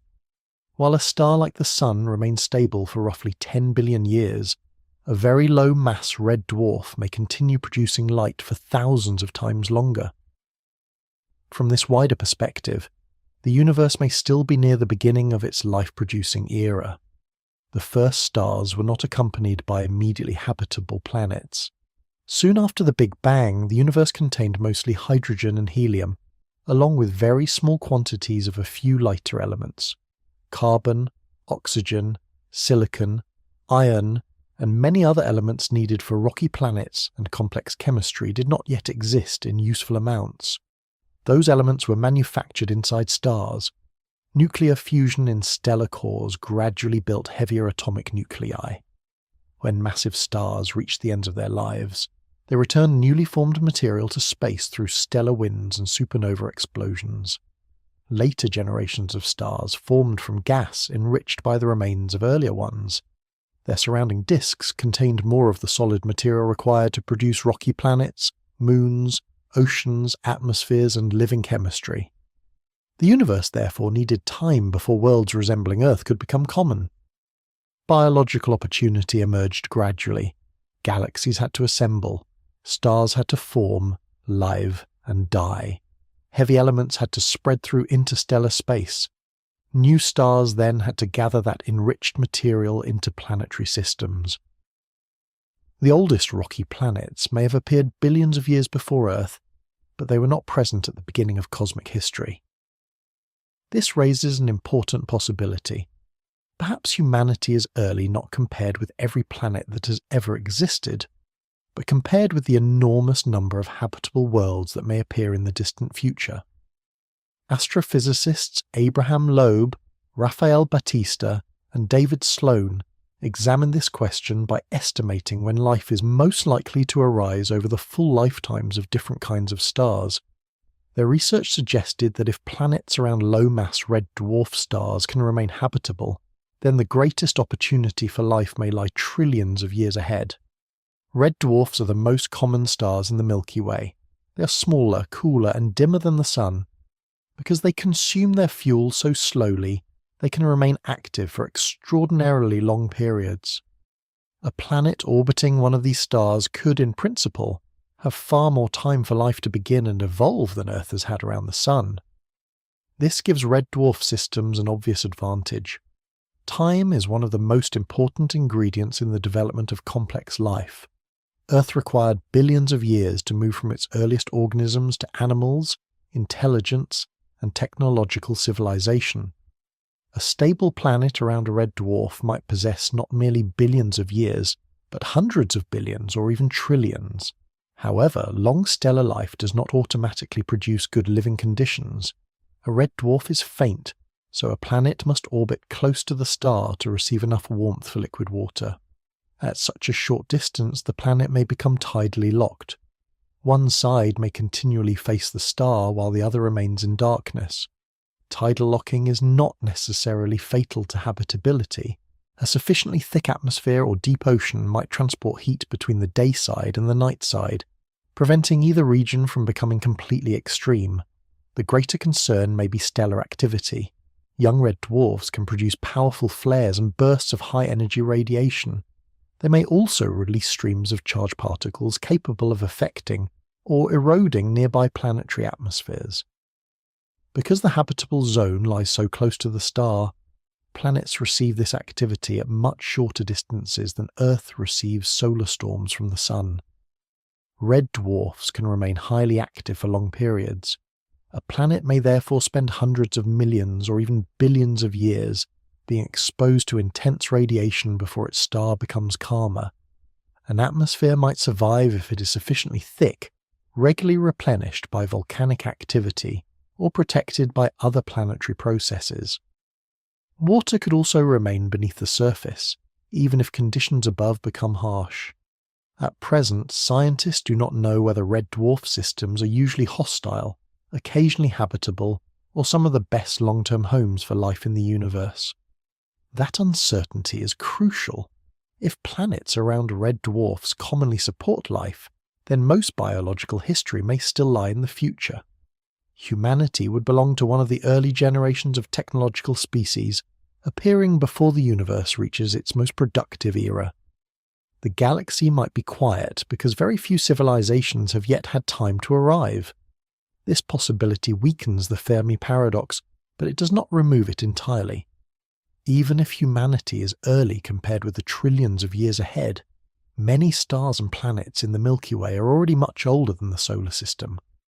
Some potentially suitable worlds could have formed 1 billion, 2 billion, or several billion years before Earth. That would provide more than enough time for life to begin, evolve intelligence, develop technology, and leave detectable traces, assuming those steps are reasonably common. The early arrival idea therefore cannot explain every part of the silence by itself. It may help explain why the galaxy is not crowded with ancient civilizations, but it still leaves open the question of why none of the older planetary systems appear to have produced one that became visible. The answer may involve several factors working together.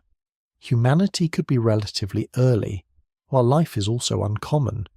Red dwarf planets might be difficult places for biology. Intelligence may require long and improbable evolutionary transitions. Civilizations may remain detectable for only brief periods. Cosmic history does not need to provide one single explanation. The quiet sky may reflect timing as well as rarity. The universe is old enough to have produced stars, planets, life and intelligence, but it may still be young compared with everything that remains possible. In that case, the Milky Way is not an abandoned place after the story has ended. It is more like a vast theatre before most of the audience has arrived, with only a few early visitors sitting quietly in the darkness and wondering why the room seems so empty. The Fermi paradox often assumes that a successful civilization will eventually spread beyond its home system. That assumption may be reasonable for some societies, but it does not have to be true for all of them. A civilization could become technologically advanced, survive for millions of years, and still decide that crossing the galaxy is neither necessary nor desirable. Interstellar travel would remain difficult even for a society far beyond humanity. The distance between neighbouring stars is measured in light years. A spacecraft moving at a small fraction of the speed of light could complete the journey, but the voyage might still last for decades, centuries, or longer. During that time, the craft would need to survive radiation, impacts from dust, mechanical failure, and the gradual degradation of its materials. Every important system would require redundancy, repair, or some method of replacing damaged components. A crewed mission would face additional problems. Living travellers need food, energy, protection, stable habitats, and environments capable of functioning across generations. Human bodies are poorly suited to long periods in low gravity and intense radiation, although another species might be more adaptable. The destination would also be uncertain. A planet that appears promising from several light years away may turn out to have an unstable climate, an unbreathable atmosphere, dangerous chemistry, or no accessible resources. Communication creates another difficulty. A message sent back to the home system would take years to arrive. Any reply would require the same journey in the opposite direction. A settlement only 20 light years away would wait at least 40 years for a complete exchange. Its decisions would quickly become local decisions, made without immediate guidance from the civilization that launched it. Interstellar expansion may therefore produce separation rather than unity. This does not make expansion impossible. It may simply make it less attractive than it appears from the comfortable side of a telescope. Jacob Huck Misra and Seth Baum developed an explanation sometimes called the sustainability solution. Their argument challenges the assumption that technological civilizations must continue growing exponentially. Exponential growth begins gently but accelerates rapidly. If a population, industry or settlement network keeps multiplying at a fixed rate, it eventually demands enormous amounts of energy, material and space. No physical system can expand exponentially forever. A long-lived civilization may therefore learn to stabilize its population and resource use rather than continually increasing both. Its survival could depend on becoming more efficient, more careful, and less expansionist. Under this view, a civilization that lasts for millions of years may not resemble an empire constantly occupying new territory. It could remain within one planetary system while developing sophisticated habitats, recycling materials, and managing energy with extreme precision. Ecological preservation might become more important than growth. A society with a deep understanding of planetary systems may treat living worlds as rare environments to be protected rather than resources waiting to be used. Local knowledge may also become valuable. A civilization that has spent thousands of years studying its own planet, star, moons, and neighbouring objects may prefer that familiar environment to the uncertainty of distant systems. Expansion is often imagined as progress, because human history has frequently connected growth with wealth, security, and influence. An older society might define progress differently.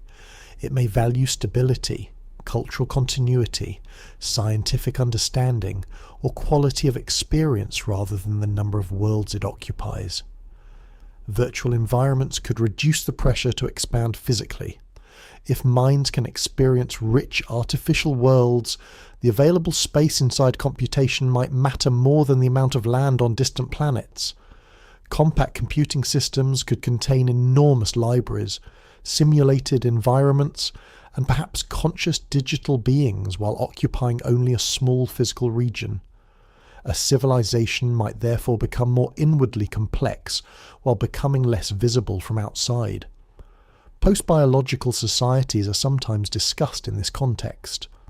A species could create machine intelligence or develop methods of preserving minds in artificial forms. Such entities would not necessarily need Earth-like planets, breathable atmospheres, or warm biological habitats. They might prefer cold regions because computing systems can release waste heat more efficiently at low temperatures. A machine civilization could settle distant objects, shadowed moons, or isolated regions far from bright stars. It might use energy carefully and communicate through tightly directed signals. This would make it very different from the bright, expanding galactic empire often imagined in science fiction. It is important not to treat post-biological life as an established destination for technological species. Humanity does not know whether artificial consciousness or mind uploading is physically achievable. The idea simply illustrates how advanced civilization might become quieter rather than louder. Even if most members of a society reject expansion, however, that may not be enough to prevent it completely. One independent group could leave.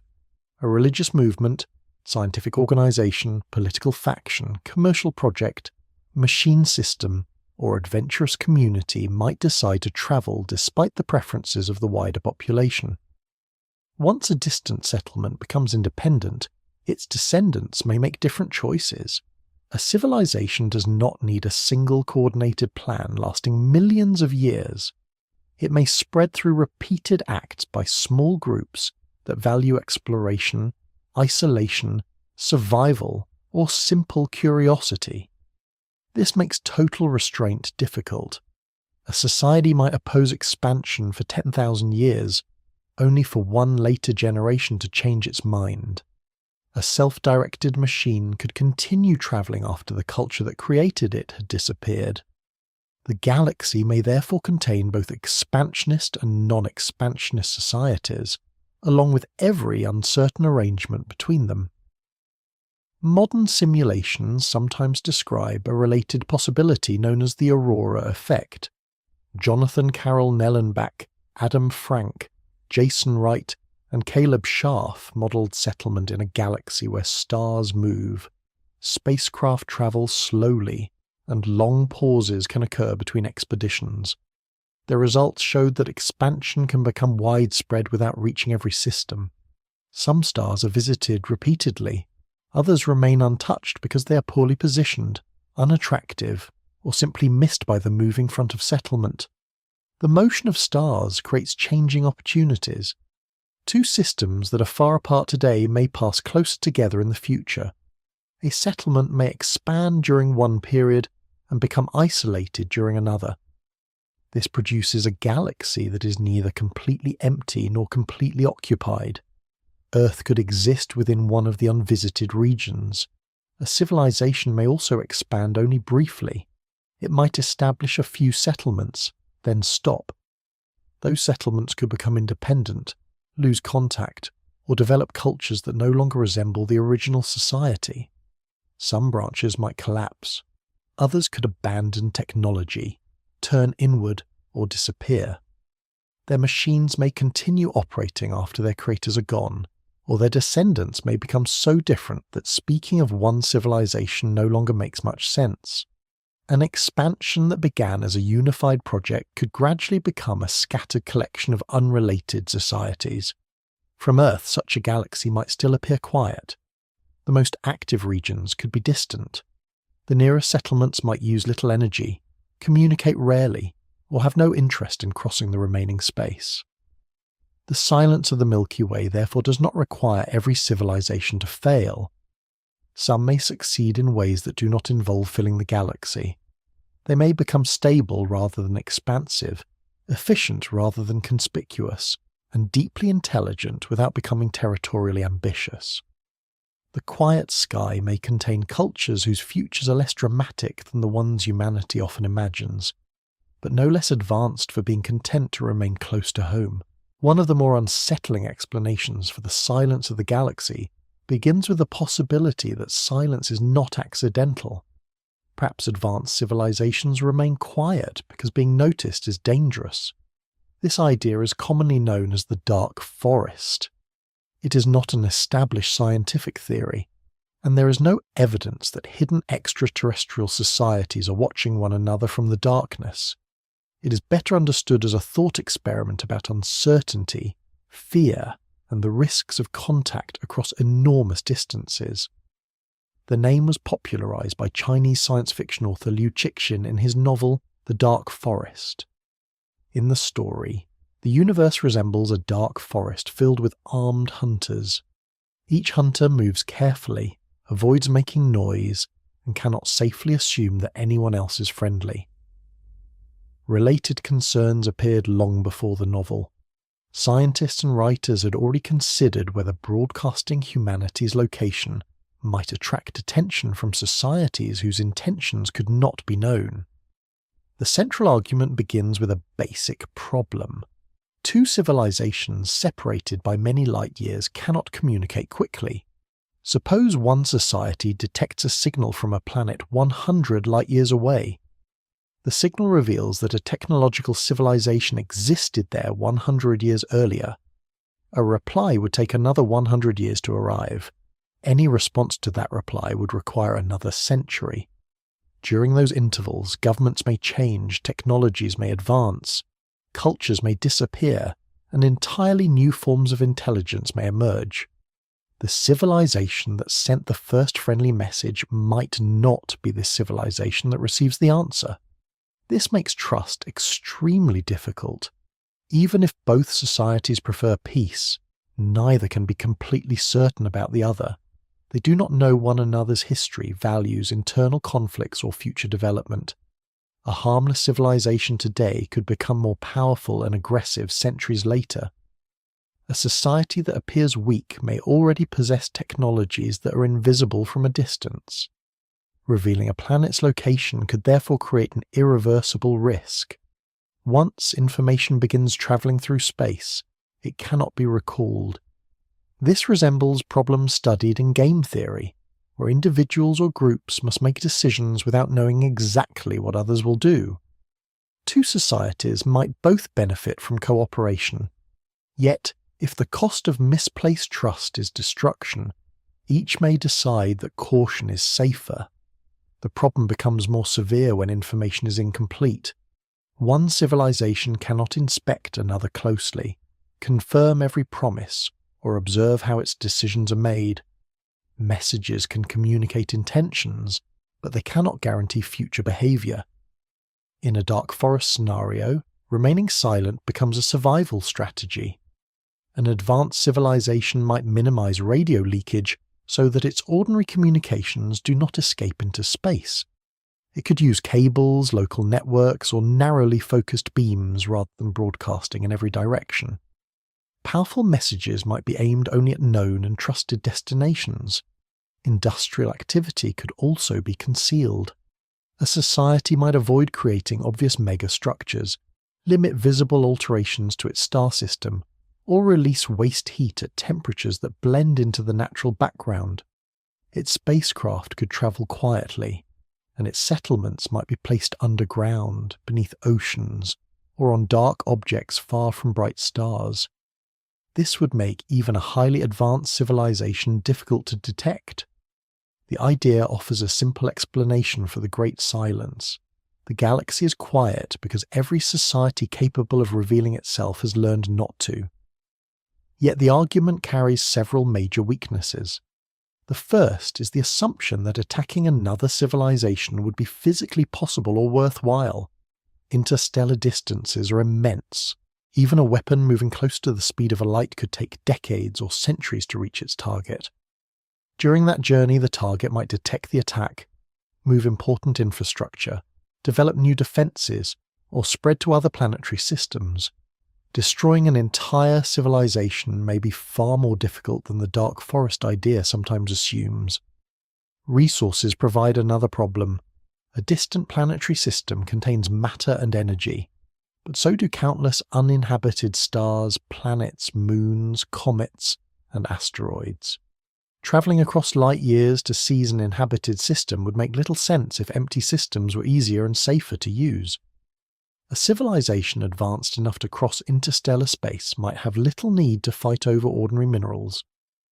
The dark forest also assumes that very different societies will reach similar conclusions. Some may be cautious, but others could be curious, confident, generous, careless, or deeply divided. A civilization may contain billions of individuals, organizations, artificial minds, and political groups. Maintaining perfect silence would require all of them to follow the same policy across immense periods.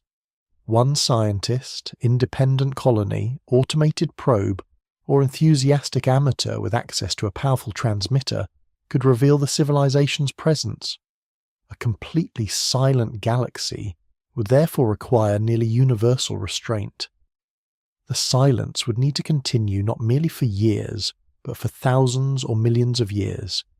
Every civilization would have to remain hidden, or any society that revealed itself would have to disappear before its signal reached us. That level of consistency may be less believable than the idea first appears. There is also an important difference between listening and transmitting.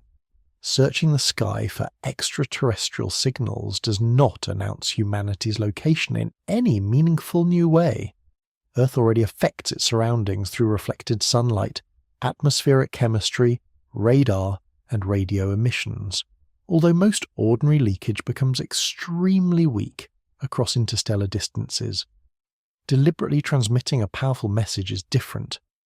Messaging extraterrestrial intelligence involves sending intentional signals toward other stars in the hope that another civilization may detect them. Supporters argue that contact could expand scientific knowledge and that sufficiently advanced observers may already know Earth is inhabited. Critics argue that no individual group should make a decision that could affect the entire planet, especially when the intentions of any recipient are unknown. The debate is scientific, political, and ethical. It concerns not only whether contact is possible, but who has the authority to speak for humanity. None of this means that hostile civilizations are hiding among the stars. The silence of the galaxy is not evidence of predators waiting in darkness. It can be explained in many less dramatic ways, including rare life, short technological lifetimes, limited searches, or communication methods humanity cannot detect. The dark forest remains valuable because it explores how uncertainty might shape behavior. It asks whether fear alone could make an inhabited galaxy appear empty. Perhaps advanced societies broadcast proudly across space. Perhaps they are simply uninterested. Or perhaps, after considering the risks, they decide that the safest message is no message at all. The dark forest imagines civilizations remaining silent because they fear one another. A different possibility suggests that silence may be deliberate for a gentler reason. Perhaps advanced extraterrestrial societies already know that Earth contains life. They may even know that a technological species has appeared here, yet they might avoid direct contact because they believe humanity should be allowed to develop without interference. This idea is known as the zoo hypothesis, radio astronomer John A. Ball presented the hypothesis in 1973. He suggested that advanced civilizations could be aware of younger inhabited worlds while deliberately choosing not to reveal themselves. Earth, in this picture, is not overlooked, it is being left alone. The comparison is usually made with a wildlife reserve.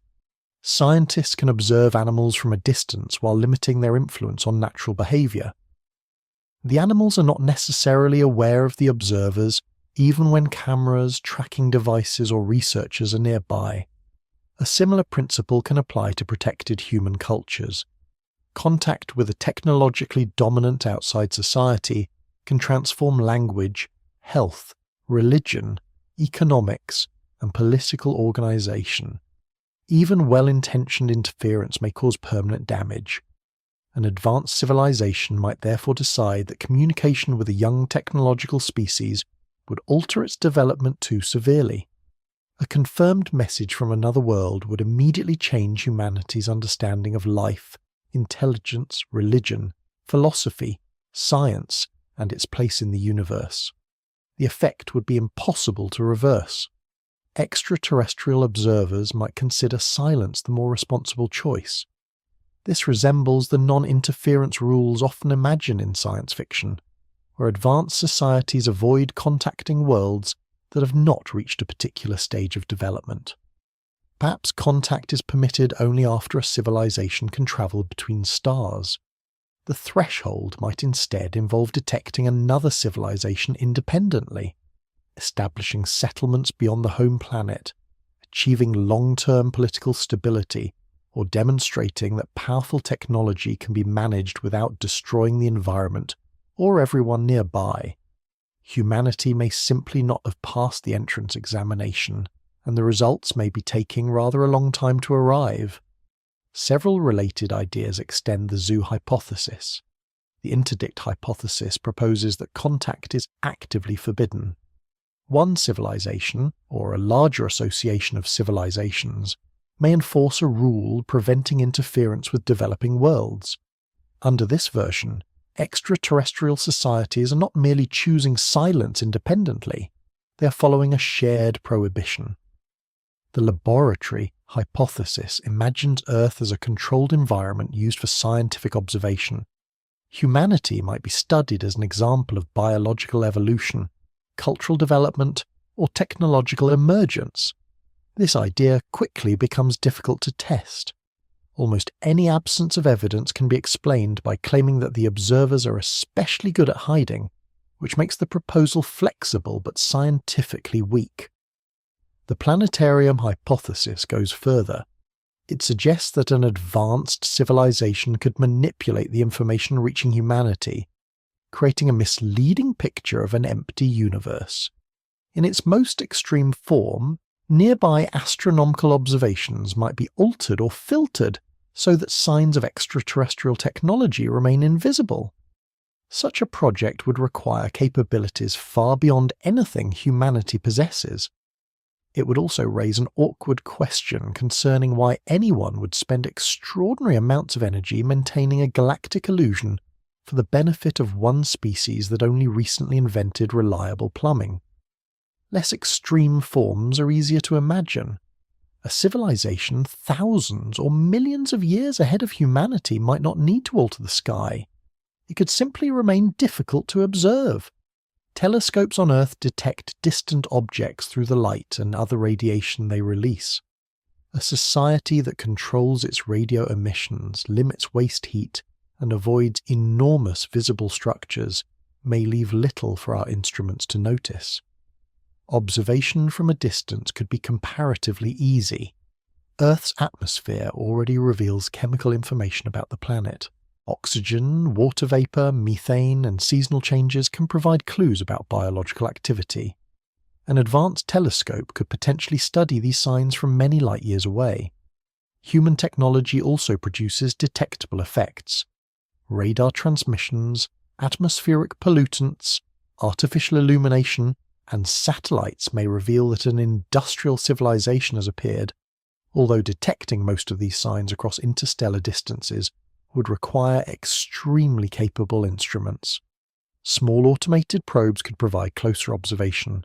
A probe might remain in the outer solar system, hide among asteroids, or occupy an orbit that makes detection difficult. It would not need to be large. especially if its purpose was simply to collect information. No confirmed extraterrestrial probe has ever been found. The possibility merely shows that concealment may not be difficult for technology far more advanced than our own. The greatest weakness of the zoo hypothesis is coordination. If the Milky Way contains many independent civilizations, every one of them would need to respect the same policy. Every government, scientific organization, machine intelligence, colony, commercial group, dissident, and curious individual would need to avoid making contact. The prohibition might have to remain intact for millions of years. One civilization could decide that young worlds deserve protection. Another might believe that communication is beneficial. A third may simply be careless. Even within one society, opinions would probably differ. Humanity has difficulty agreeing on the correct use of a communal kitchen, so universal agreement across the galaxy may be slightly ambitious. Astrophysicist Duncan Forgan explored this coordination problem through models of galactic clubs and cliques. A galactic club would be a large collection of civilizations sharing common policies, including possible rules about contact with younger worlds. Forgan's modelling suggested that maintaining one unified galactic organization would be difficult unless civilizations were numerous, extremely long-lived, and able to communicate with one another across the distances separating them. The speed of light places a strict limit on that communication.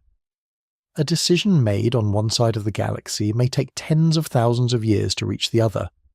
During that time, civilizations can change, disappear, divide, or adopt new values. Rather than one galactic club, the Milky Way might contain several smaller cliques. Each group could develop its own rules and maintain contact only within a limited region. This creates another difficulty for the zoo hypothesis. Separate groups may not agree on whether Earth should be contacted. The silence might require less coordination than this. Most advanced civilizations could simply ignore young planets. Humanity may be no more interesting to them than a distant world of microbes is to most people on Earth. They may communicate only with societies that already belong to established networks. Humanity would not receive those signals because we do not know where to look, which method to use, or how to identify ourselves as a participant. Some civilizations might also have little interest in communication of any kind. Their attention may be directed toward local science, artificial environments, internal computation, or forms of experience that do not require distant conversation. The zoo hypothesis gives hidden observers a possible motive. They remain silent not because they are hostile or absent, but because contact would interfere with something they value. Its weakness is the lack of direct evidence. No observation currently shows that Earth is being monitored or deliberately isolated. The more perfectly the observers are assumed to hide, the harder the idea becomes to test. The zoo hypothesis can therefore explain the silence, but it cannot yet demonstrate that its explanation is true. Perhaps nobody has contacted humanity because nobody is there. Or perhaps the galaxy has noticed us, and quietly decided that we are not quite ready to notice it. The galaxy may contain many technological civilizations without any two of them existing at the same time. This possibility does not require life to be exceptionally rare, nor does it require civilizations to hide, avoid expansion, or destroy themselves immediately. It requires only that the detectable phase of technological life is brief compared with the age of the Milky Way. This is why the final term in the Drake equation matters so much. A civilization may develop radio communication, powerful energy systems, satellites, lasers, or other visible technologies. Yet if those signs remain detectable for only a few centuries, the chance of another civilization noticing them becomes extremely small. The Milky Way is more than 13 billion years old. Against that immense span, a detectable period lasting 100 or 1,000 years is barely a moment. Even if technological societies appear repeatedly, their moments of visibility may rarely overlap. Imagine that a new civilization emerges somewhere in the galaxy every 10,000 years. That would produce more than 1 million technological societies across galactic history. But if each remains detectable for only 100 years, most of the galaxy would still appear empty at any given time. One civilization would fade long before the next became visible. A busy history can therefore produce a silent present. Earth provides a useful example. Life has existed here for billions of years. Complex animals have been present for hundreds of millions of years. Human civilization has occupied only a tiny fraction of that time. Recognizable radio-techno signatures are younger still.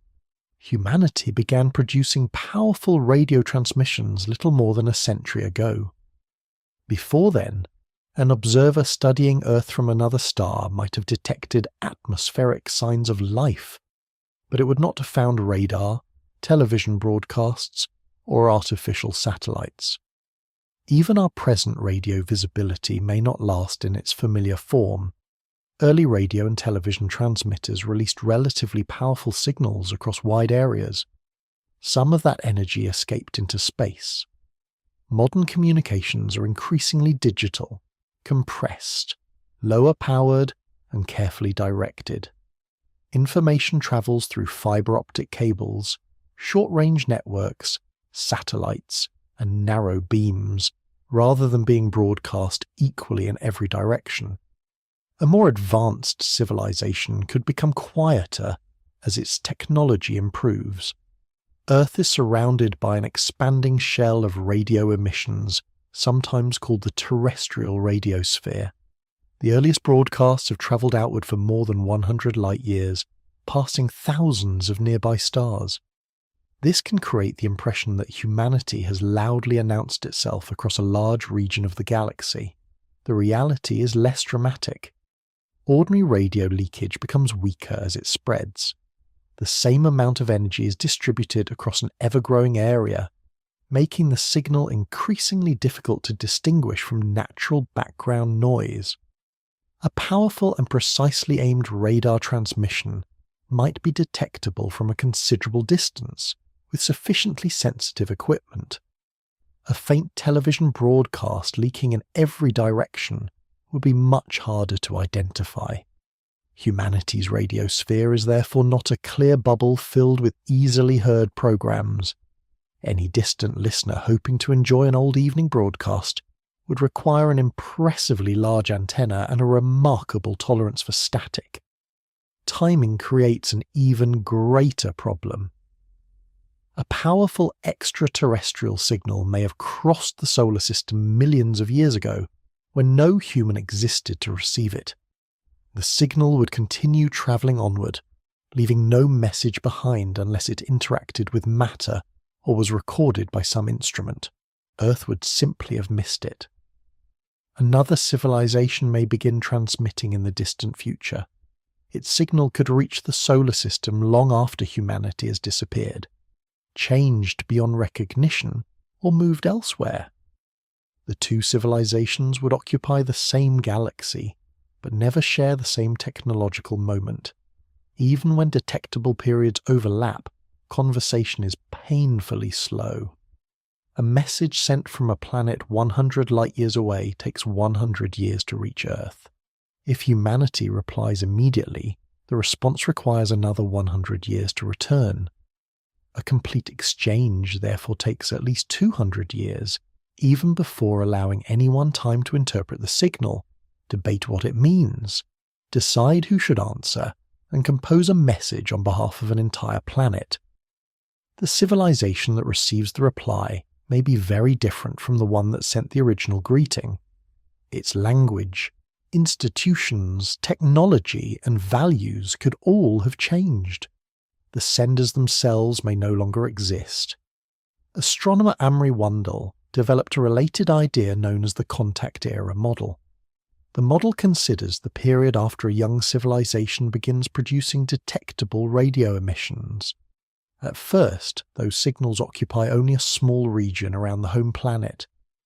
Nearby civilizations cannot respond unless the expanding signal sphere has already reached them. If technological societies are widely separated, a young radio civilization may remain effectively unnoticed for a long time. Earth's emissions have travelled only a little more than 100 light-years. That distance is substantial by human standards, but small compared with the Milky Way, which is roughly 100,000 light-years across. Humanity may therefore be in an early contact era, during which our detectable presence has not yet reached enough stars for a reply to be likely. Signals themselves may also be intermittent. A civilization might transmit only occasionally, perhaps during scientific experiments, emergencies, ceremonial events, or brief attempts at contact. A rotating beacon could sweep across Earth for a few seconds and then point elsewhere for years. A laser pulse might last less than a second. A transmitter may change frequency as technology develops or as interference increases. Our telescopes might be observing the correct star but listening at the wrong frequency. They might be tuned to the correct frequency on the wrong night. A rare burst could arrive while an observatory is closed for maintenance, examining another region of the sky, or attempting to resolve the traditional scientific mystery of why a cable that worked yesterday has suddenly become deeply philosophical. No search can monitor every star, every frequency, and every moment. The apparent silence of the universe may therefore be partly a failure of overlap. Civilizations may appear, shine briefly, and disappear, each separated from the others by thousands or millions of years. The situation is like two people entering the same empty room centuries apart. Both can stand in the same place, look around, and conclude that nobody else has ever been there. They share the room. They simply never meet. Even if another technological civilization exists at the same time as humanity, there is still no guarantee that we would recognize it. Most searches for extraterrestrial intelligence begin with technologies that humans already understand. Radio telescopes search for narrowband transmissions. Optical observatories look for laser pulses. Astronomers examine planetary atmospheres for industrial chemicals and unusual combinations of gases. Other searches look for artificial satellites, large structures orbiting stars, or excess infrared heat produced by enormous energy use. These are sensible places to begin because they are based on real physics and technologies that humanity knows how to build. They are also deeply human. An extraterrestrial intelligence would not necessarily live on land, see visible light, manipulate objects with hands, or communicate through sound. Its environment could shape its development in ways that make its behavior almost impossible for us to anticipate. Consider a species that evolved beneath the ice of an ocean moon. Europa, one of Jupiter's moons, is thought to contain a global ocean beneath its frozen surface. Enceladus, orbiting Saturn, also contains a subsurface ocean that releases water-rich material through cracks in its ice. If intelligence developed in an environment like this, it might never see a star. Its universe would consist of darkness, pressure, currents, chemistry, and the solid ceiling above. It might communicate through sound, electrical fields, changes in water pressure, or chemical signals.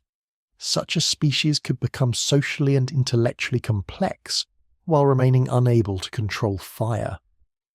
Without fire, metallurgy and many familiar forms of technology would be difficult to develop. A civilization inside a dense atmosphere might follow another path. It could float through layers of gas, sense magnetic fields, or communicate through vibrations travelling across enormous distances. A species living in permanent cloud might have little reason to develop visual astronomy. Intelligence may also be distributed rather than concentrated in individual bodies. On Earth, ant colonies, fungal networks, and social insects demonstrate how relatively simple organisms can produce complex collective behaviour. An alien biosphere might develop large biological networks in which memory and decision-making are spread across thousands or millions of connected organisms. There may be no single individual mind to contact. The civilization itself could behave more like an ecosystem than a society. Advanced intelligence might eventually move beyond biology, A civilization could create artificial minds that operate inside machines or computational networks. These systems might think much faster than humans, completing years of subjective experience during a short period of external time. They might instead think extremely slowly. A machine designed for low energy consumption could perform one stage of thought over hours, days, or centuries. To such a system, the arrival of a human radio message might be noticed with roughly the urgency of a new geological layer. Artificial intelligence might also become microscopic, distributed through dust-sized machines or spread across a network of small objects. It could inhabit asteroids, cold moons, artificial structures, or locations where computation is physically efficient. Its presence might not resemble a city, a planet, or a fleet. Even the idea of one civilization occupying one world may be misleading. A networked intelligence could exist across several planets and spacecraft, with no central government or single identity. Different parts might communicate slowly, creating a mind whose thoughts unfold across interplanetary distances. Other intelligences could be extraordinarily short-lived. An organism might live for only hours while reproducing rapidly and passing knowledge through inherited information. Another species might survive for thousands of years, making human history appear as a brief flicker of activity. These differences would affect communication. Human searchers often assume that another civilization will transmit a stable signal for long enough to be detected.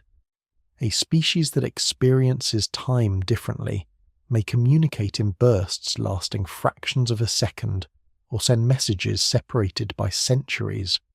The visibility of a civilization may also decrease as it becomes more advanced. Early industrial societies tend to waste energy. They produce broad radio leakage, large amounts of heat, atmospheric pollution, and visible infrastructure. A mature civilization may become more efficient. It could recycle materials, direct communications precisely, limit unnecessary energy use, and capture waste heat. Instead of becoming increasingly obvious, it might gradually fade into the natural background. This creates an awkward possibility. The civilizations easiest to detect may be those passing through a short and inefficient stage similar to our own. The more successful they become, the less conspicuous they appear. Communication methods could also differ from anything we commonly monitor. Neutrinos travel through planets, stars, gas, and dust with very little interaction. In principle, they could carry information across space. Humanity can already produce and detect neutrinos, but creating a strong, controlled interstellar signal would require enormous facilities and energy.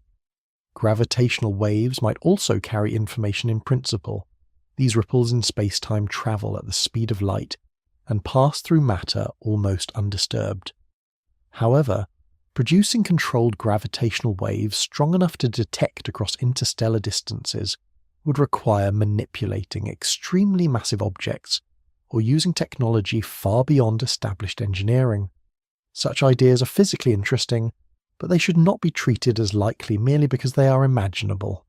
More practical possibilities include tightly aimed optical pulses. A civilization could use lasers to send brief signals towards selected stars. Unless Earth happened to lie directly within the beam at the correct moment, nothing would be detected. Information could be encoded into planetary transits. An advanced society might place objects into orbit so that they block carefully arranged patterns of starlight when viewed from another planetary system. Astronomers already detect exoplanets by measuring natural transits, so an engineered sequence could attract attention. Physical messages offer another possibility. A civilization might send probes, durable archives, artificial molecules, or encoded material rather than transmitting continuously. Such a message could survive long after its creators disappeared, but it would be useful only if someone happened to find it. Scientists also conduct anomaly-based searches. Instead of looking only for one predicted technology, researchers examine observations that appear difficult to explain naturally. An unusual star, atmosphere, light curve, or radio signal may be investigated as a possible technosignature. This method requires great caution. Instruments produce errors. Human technology creates interference. Satellites, aircraft, transmitters, and electronic equipment can imitate signals from space. Nature also produces phenomena that initially appear mysterious. Pulsars were once so unfamiliar that their regular radio pulses briefly raised questions about artificial origins. They were later understood as rapidly rotating neutron stars. An unexplained observation is therefore not the same as evidence of intelligence. Natural explanations, equipment problems, and human interference must be examined first. Only after those possibilities fail should technology become a serious interpretation. The deeper problem is anthropocentrism. Humanity naturally imagines extraterrestrial intelligence through the only example it knows. We search for radio transmitters, industrial pollution, satellites, and energy systems, because those are the signs our own civilization produces. We may not be searching for intelligence in its broadest possible form. We may be searching for another society passing through a brief stage in which it behaves rather like 20th century Earth. Something intelligent could already be present in the data, hidden not by distance or deliberate secrecy, but by our inability to recognize what we're seeing. After considering all the ways an extraterrestrial civilization might remain hidden, quiet, brief, or difficult to recognize, it is worth returning to a more practical question. What have scientists actually searched? The modern scientific search for extraterrestrial intelligence began with radio astronomy. Radio waves can travel across interstellar space, pass through much of the gas and dust between stars, and carry information over enormous distances.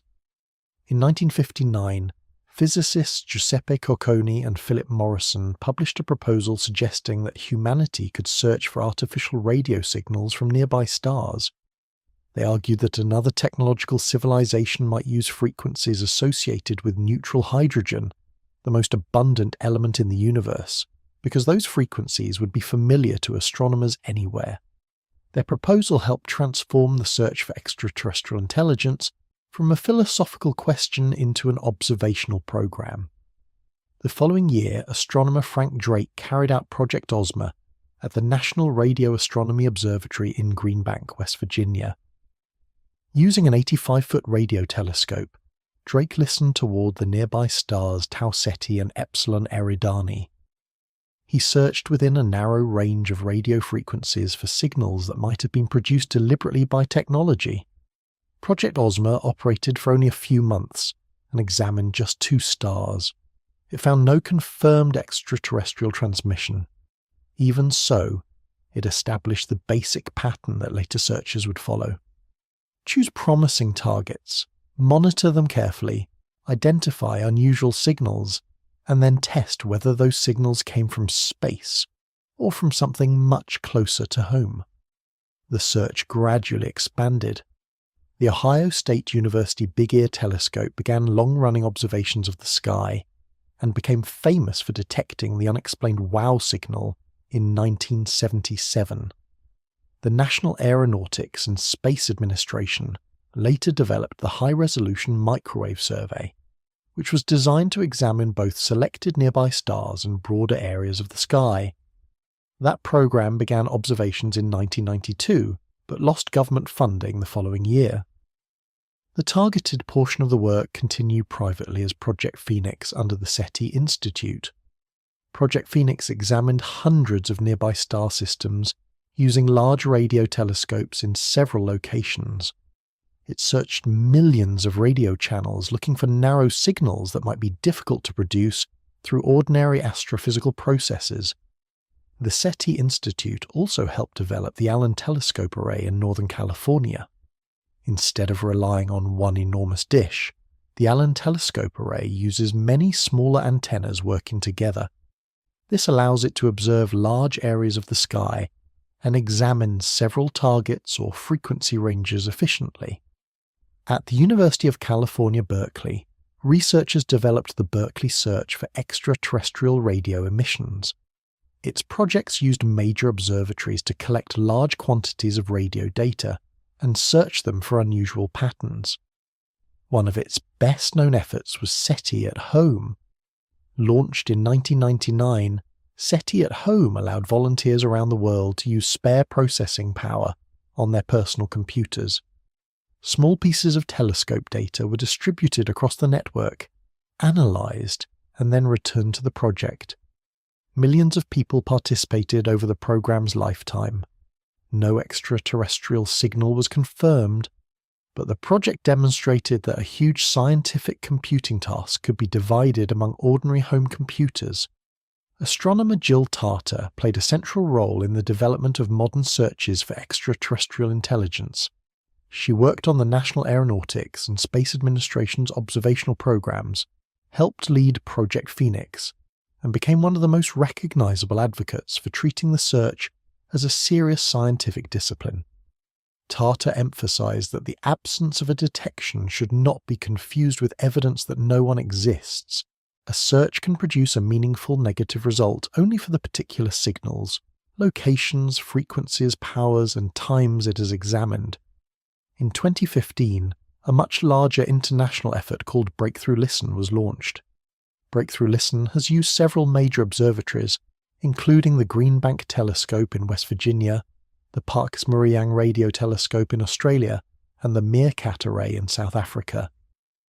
Its observing programs have examined nearby stars, the plane of the Milky Way, the galactic centre, globular clusters, and nearby galaxies. Some searches focus on individual stars known to possess planets. Others scan regions containing enormous numbers of stellar systems at once. The amount of data is immense because a radio search is never looking in only one direction or asking one simple question.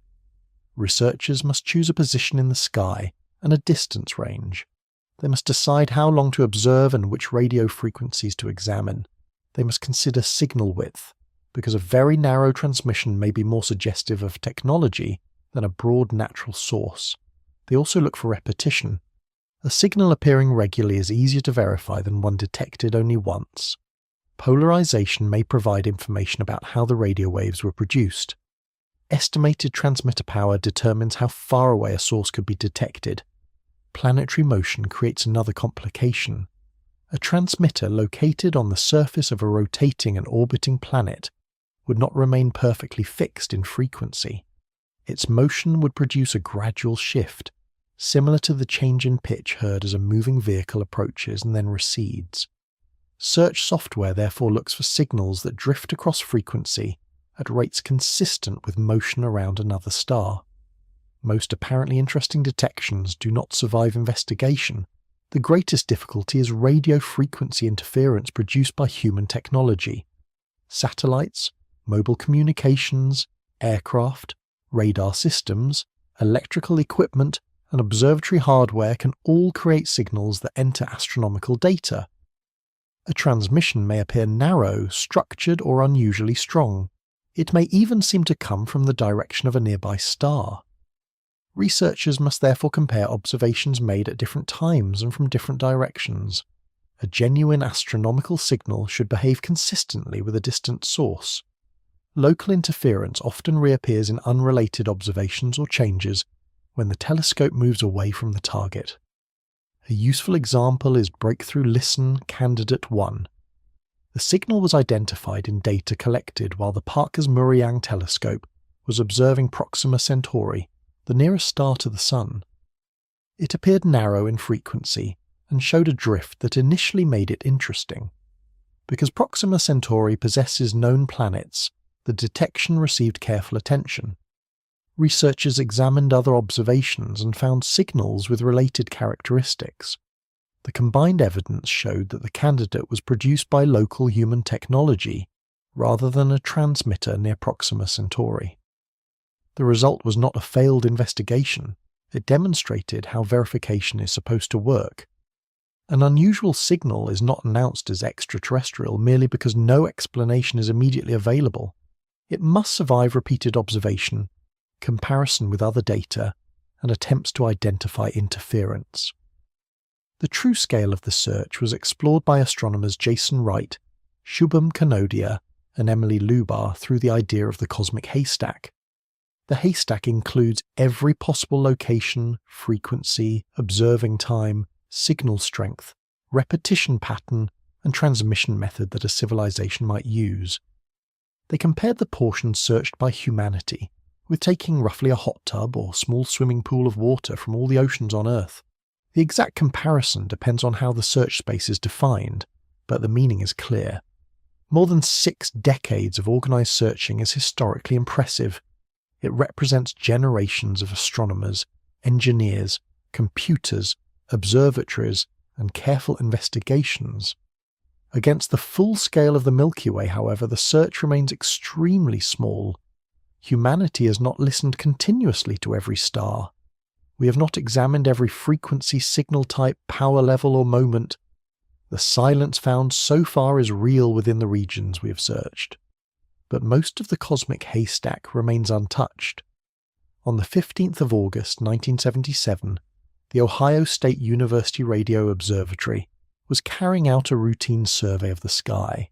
Its instrument, known as the Big Ear Telescope, was searching for narrow radio signals that might stand out from the broader emissions produced by natural objects. As Earth rotated, different regions of the sky drifted through the telescope's fixed observing beam. During one of those observations, Big Ear recorded something unusual. The signal came from the direction of the constellation Sagittarius. It was narrow in frequency, unusually strong, and located close to the radio frequency produced by neutral hydrogen. Hydrogen is the most abundant element in the universe. Its well-known radio emission occurs at a wavelength of approximately 21 centimeters. Scientists had long suggested that an extraterrestrial civilization might choose a nearby frequency for communication, because astronomers on any world could recognize hydrogen as a natural cosmic reference point. The signal was not noticed immediately. The following day, astronomer Jerry Eman examined the telescope's printed data. Signal strengths had been represented by a sequence of numbers and letters. One sequence, reading 6, E, Q, U, J, 5, showed a rapid rise and fall in intensity. Eman circled the sequence and wrote a single word beside it. Wow. The name remained, and the wow signal became one of the most famous unexplained events in the history of the search for extraterrestrial intelligence. The signal lasted for approximately 72 seconds. That duration was significant because it matched the time required for a point in the sky to pass through Big Ear's observing beam as Earth rotated. Its strength rose, reached a peak, and then declined in a way broadly consistent with a distant source, drifting through the telescope's field of view. This made the signal more interesting than a brief electronic click or an obvious burst of local interference. It was not, however, a decoded message. The printed characters recorded changes in signal intensity. They did not contain words, mathematical sequences, diagrams, or any other recognizable information. The signal was striking because of its strength, narrow frequency range, and apparent position in the sky, not because it said anything. It was also detected only once. Later observations repeatedly examined the same region, but the signal never returned in a reliably confirmed form. No second observatory recorded it independently, and no continuing transmitter was found at its apparent location. That failure to repeat is the central difficulty. A genuine extraterrestrial beacon might transmit intermittently. It could sweep across the sky, operate briefly, change frequency, or point away from Earth after the original detection. A one-time transmission is physically possible, but a signal that appears only once cannot be studied properly. Its position, polarization, precise behavior, and origin cannot be checked with new observations. The original data must carry almost the entire argument, and those data are limited. Several possible explanations have been proposed. The signal may have resulted from terrestrial radio frequency interference. A human transmission could have entered the telescope directly, or reached it after reflecting from an object in space. Satellites, aircraft, equipment faults, and unusual propagation through the atmosphere can all create misleading detections. Researchers at the time found no obvious human source that fully explained the event, but an unidentified terrestrial origin has never been completely eliminated. An instrumental effect is also possible. Big Ear operated correctly for many years, and the shape of the signal looked meaningful, yet scientific instruments occasionally produce rare faults that are difficult to reconstruct decades later. Natural astronomical explanations have also been suggested. One proposal connected the signal with hydrogen surrounding comets, although this explanation has remained disputed. More recent research led by Abel Mendez, Kevin Ortiz-Ceballos and Jorge Zuluaga has proposed that a cold interstellar hydrogen cloud may have brightened briefly after being stimulated by a powerful transient event, possibly involving a magnetar flare or a soft gamma repeater. Under the proposal, mass-like amplification or a process called superradiance could have produced an unusually intense and narrow burst near the hydrogen line. The idea offers a possible natural mechanism, but it remains a hypothesis rather than a confirmed solution. The WOW signal therefore remains unexplained. Unexplained does not mean extraterrestrial. That distinction is essential to scientific searches for technosignatures. A candidate signal must be detected again, ideally by independent observatories. It should remain associated with the same astronomical location and behave in ways consistent with a distant transmitter rather than local equipment. Researchers must eliminate satellites, communication systems, aircraft, observatory electronics, natural radio sources, and unfamiliar astrophysical phenomena. One mysterious event cannot establish the existence of another civilization, however tempting the story may be. No search for extraterrestrial intelligence has yet produced a confirmed extraterrestrial technosignature. There has been no verified radio message, artificial laser pulse, engineered stellar structure, alien probe, or industrial signal from another world. This does not mean that more than 6 decades of searching have revealed nothing. Observations can rule out particular possibilities. Around some stars, astronomers can exclude powerful, persistent radio transmitters operating within the frequency ranges that were monitored during the periods of observation. Other surveys place limits on extremely conspicuous energy use, artificial optical pulses, or certain forms of infrared waste heat. These are genuine scientific results, but they are narrow results. They do not rule out weak transmitters, brief signals, unfamiliar frequencies, or narrow beams aimed somewhere other than Earth. They do not exclude civilizations that stopped transmitting millions of years ago, or societies that communicate through methods humanity has barely examined. Quiet and efficient technology may produce very little detectable waste. Physical artifacts could remain hidden among planets, moons, or asteroids. Small probes might pass unnoticed through the outer solar system.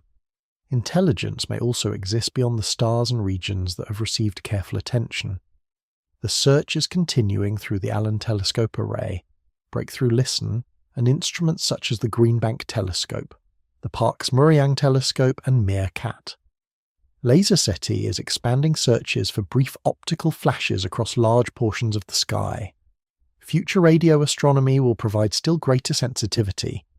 The Square Kilometre Array Observatory is constructing enormous radio arrays in Australia and South Africa, with early sections already reaching important technical milestones. The proposed next-generation Very Large Array is being developed to extend radio observations with greater sensitivity and resolution. Near the facility exists solely to search for alien technology, but instruments of this scale can create powerful new opportunities for technosignature research. Improved optical surveys will monitor more of the sky, while machine learning systems will help researchers sort through datasets too large for people to inspect manually. These tools may identify rare signals, unusual light patterns, and repeated anomalies that older searchers could easily have missed. The WOW signal remains important not because it proved that another civilization transmitted toward Earth, but because it showed what a genuine mystery can look like. It was strong enough to demand attention, unusual enough to resist an easy explanation, and incomplete enough to prevent a confident conclusion. The universe is quiet to the instruments humanity currently possesses, but that quiet is not a final verdict. It is a measurement made by a very young civilization, using a small collection of telescopes across a remarkably limited portion of an ancient and enormous sky.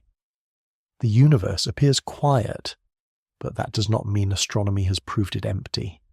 It means that humanity has not yet found confirmed evidence of another technological civilization. The distinction is important. The Milky Way contains roughly 100 billion stars and an even larger number of planets. Many of those stars are far older than the Sun, and some planetary systems may have existed for billions of years before Earth formed. Simple models of interstellar expansion suggest that even slow spacecraft could spread through the galaxy within a small fraction of its history. The process would not require one ship to cross the entire Milky Way. Each new settlement or automated base could eventually send expeditions towards several neighbouring systems. Given enough time, a local process could become a galactic one.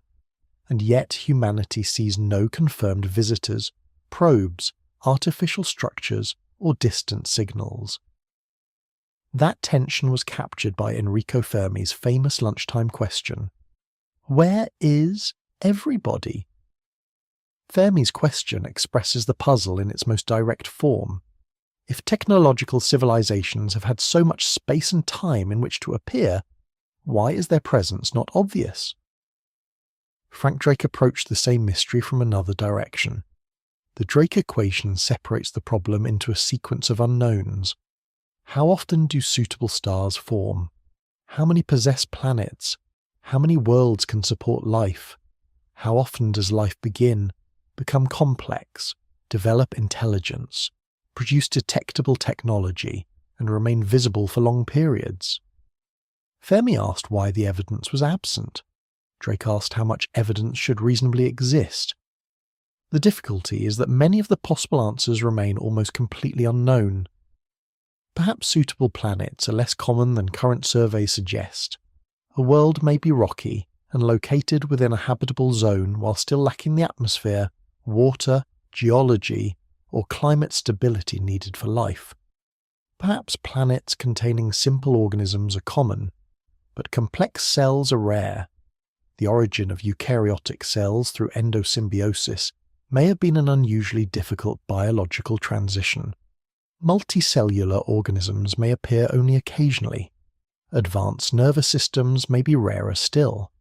Intelligence may evolve without producing technology, while technology may develop without creating signals visible across interstellar distances. The great filter may lie behind humanity, hidden among the improbable steps that transformed chemistry into cells, cells into animals, and animals into a species capable of science. Or the filter may lie ahead. Technological societies may repeatedly develop powerful tools but fail to survive for long enough to become stable or interstellar. Warfare, engineered disease, ecological damage, poorly controlled technology, political instability, or dangers not yet understood could shorten their detectable lifetimes. Other civilizations may survive perfectly well while choosing not to expand. They may value stability, efficiency, ecological preservation, virtual environments, or local knowledge more than the occupation of distant systems. Some could deliberately remain silent. The dark forest idea suggests that revealing a location may be dangerous when the intentions of distant societies cannot be known. The zoo hypothesis imagines advanced civilizations avoiding contact so that younger species can develop without interference. Neither proposal is established science. The rare earth hypothesis, the great filter, the dark forest, the zoo hypothesis, and the idea that humanity appeared unusually early are competing attempts to explain the same silence. None has been confirmed as the solution. Timing alone may create much of the mystery. Civilizations could appear many times without overlapping. A signal may have crossed the solar system millions of years before humans evolved. Another may arrive long after humanity has vanished. Even societies existing at the same time may fail to communicate. A message sent from 100 light-years away requires 100 years to arrive. A reply takes another century to return. The sender and receiver may both change beyond recognition before a conversation has properly begun. Extraterrestrial intelligence may also produce signs we do not recognize.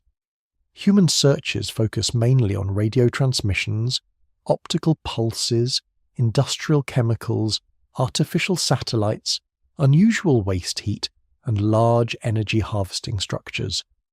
These are sensible targets because they are based on technologies humanity understands. They may not represent intelligence in general. Another civilization could exist beneath an ocean, inside a dense atmosphere, across a biological network, or within compact computational systems. Its communications may be too tightly directed, too brief, too slow, or too unfamiliar for present instruments to identify. The search for extraterrestrial intelligence has still produced useful results.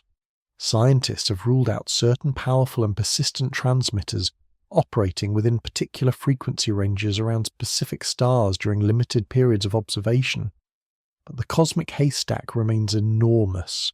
Humanity has examined only a minute fraction of the possible locations, frequencies, signal strengths, timings, and forms of technology that could exist. More than 6 decades of searching feels substantial within a human lifetime. Against the scale of the galaxy, it is a very small beginning. Perhaps the Milky Way is full of life and intelligence, while distance, time, physics, and incompatible forms of communication keep every civilization effectively isolated.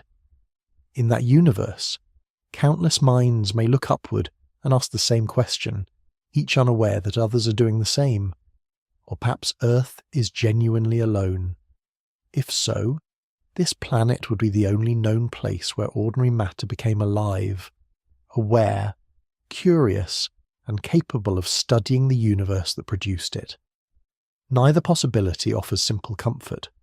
A populated but unreachable galaxy would mean that intelligence can arise repeatedly while remaining separated by distances that no conversation can easily cross. An empty galaxy would make terrestrial life extraordinarily rare and its survival profoundly important. For now, the silence is not the final answer. It is the present boundary of human knowledge. It stretches between the stars shaped by distance, time, incomplete searches, and the limits of imagination.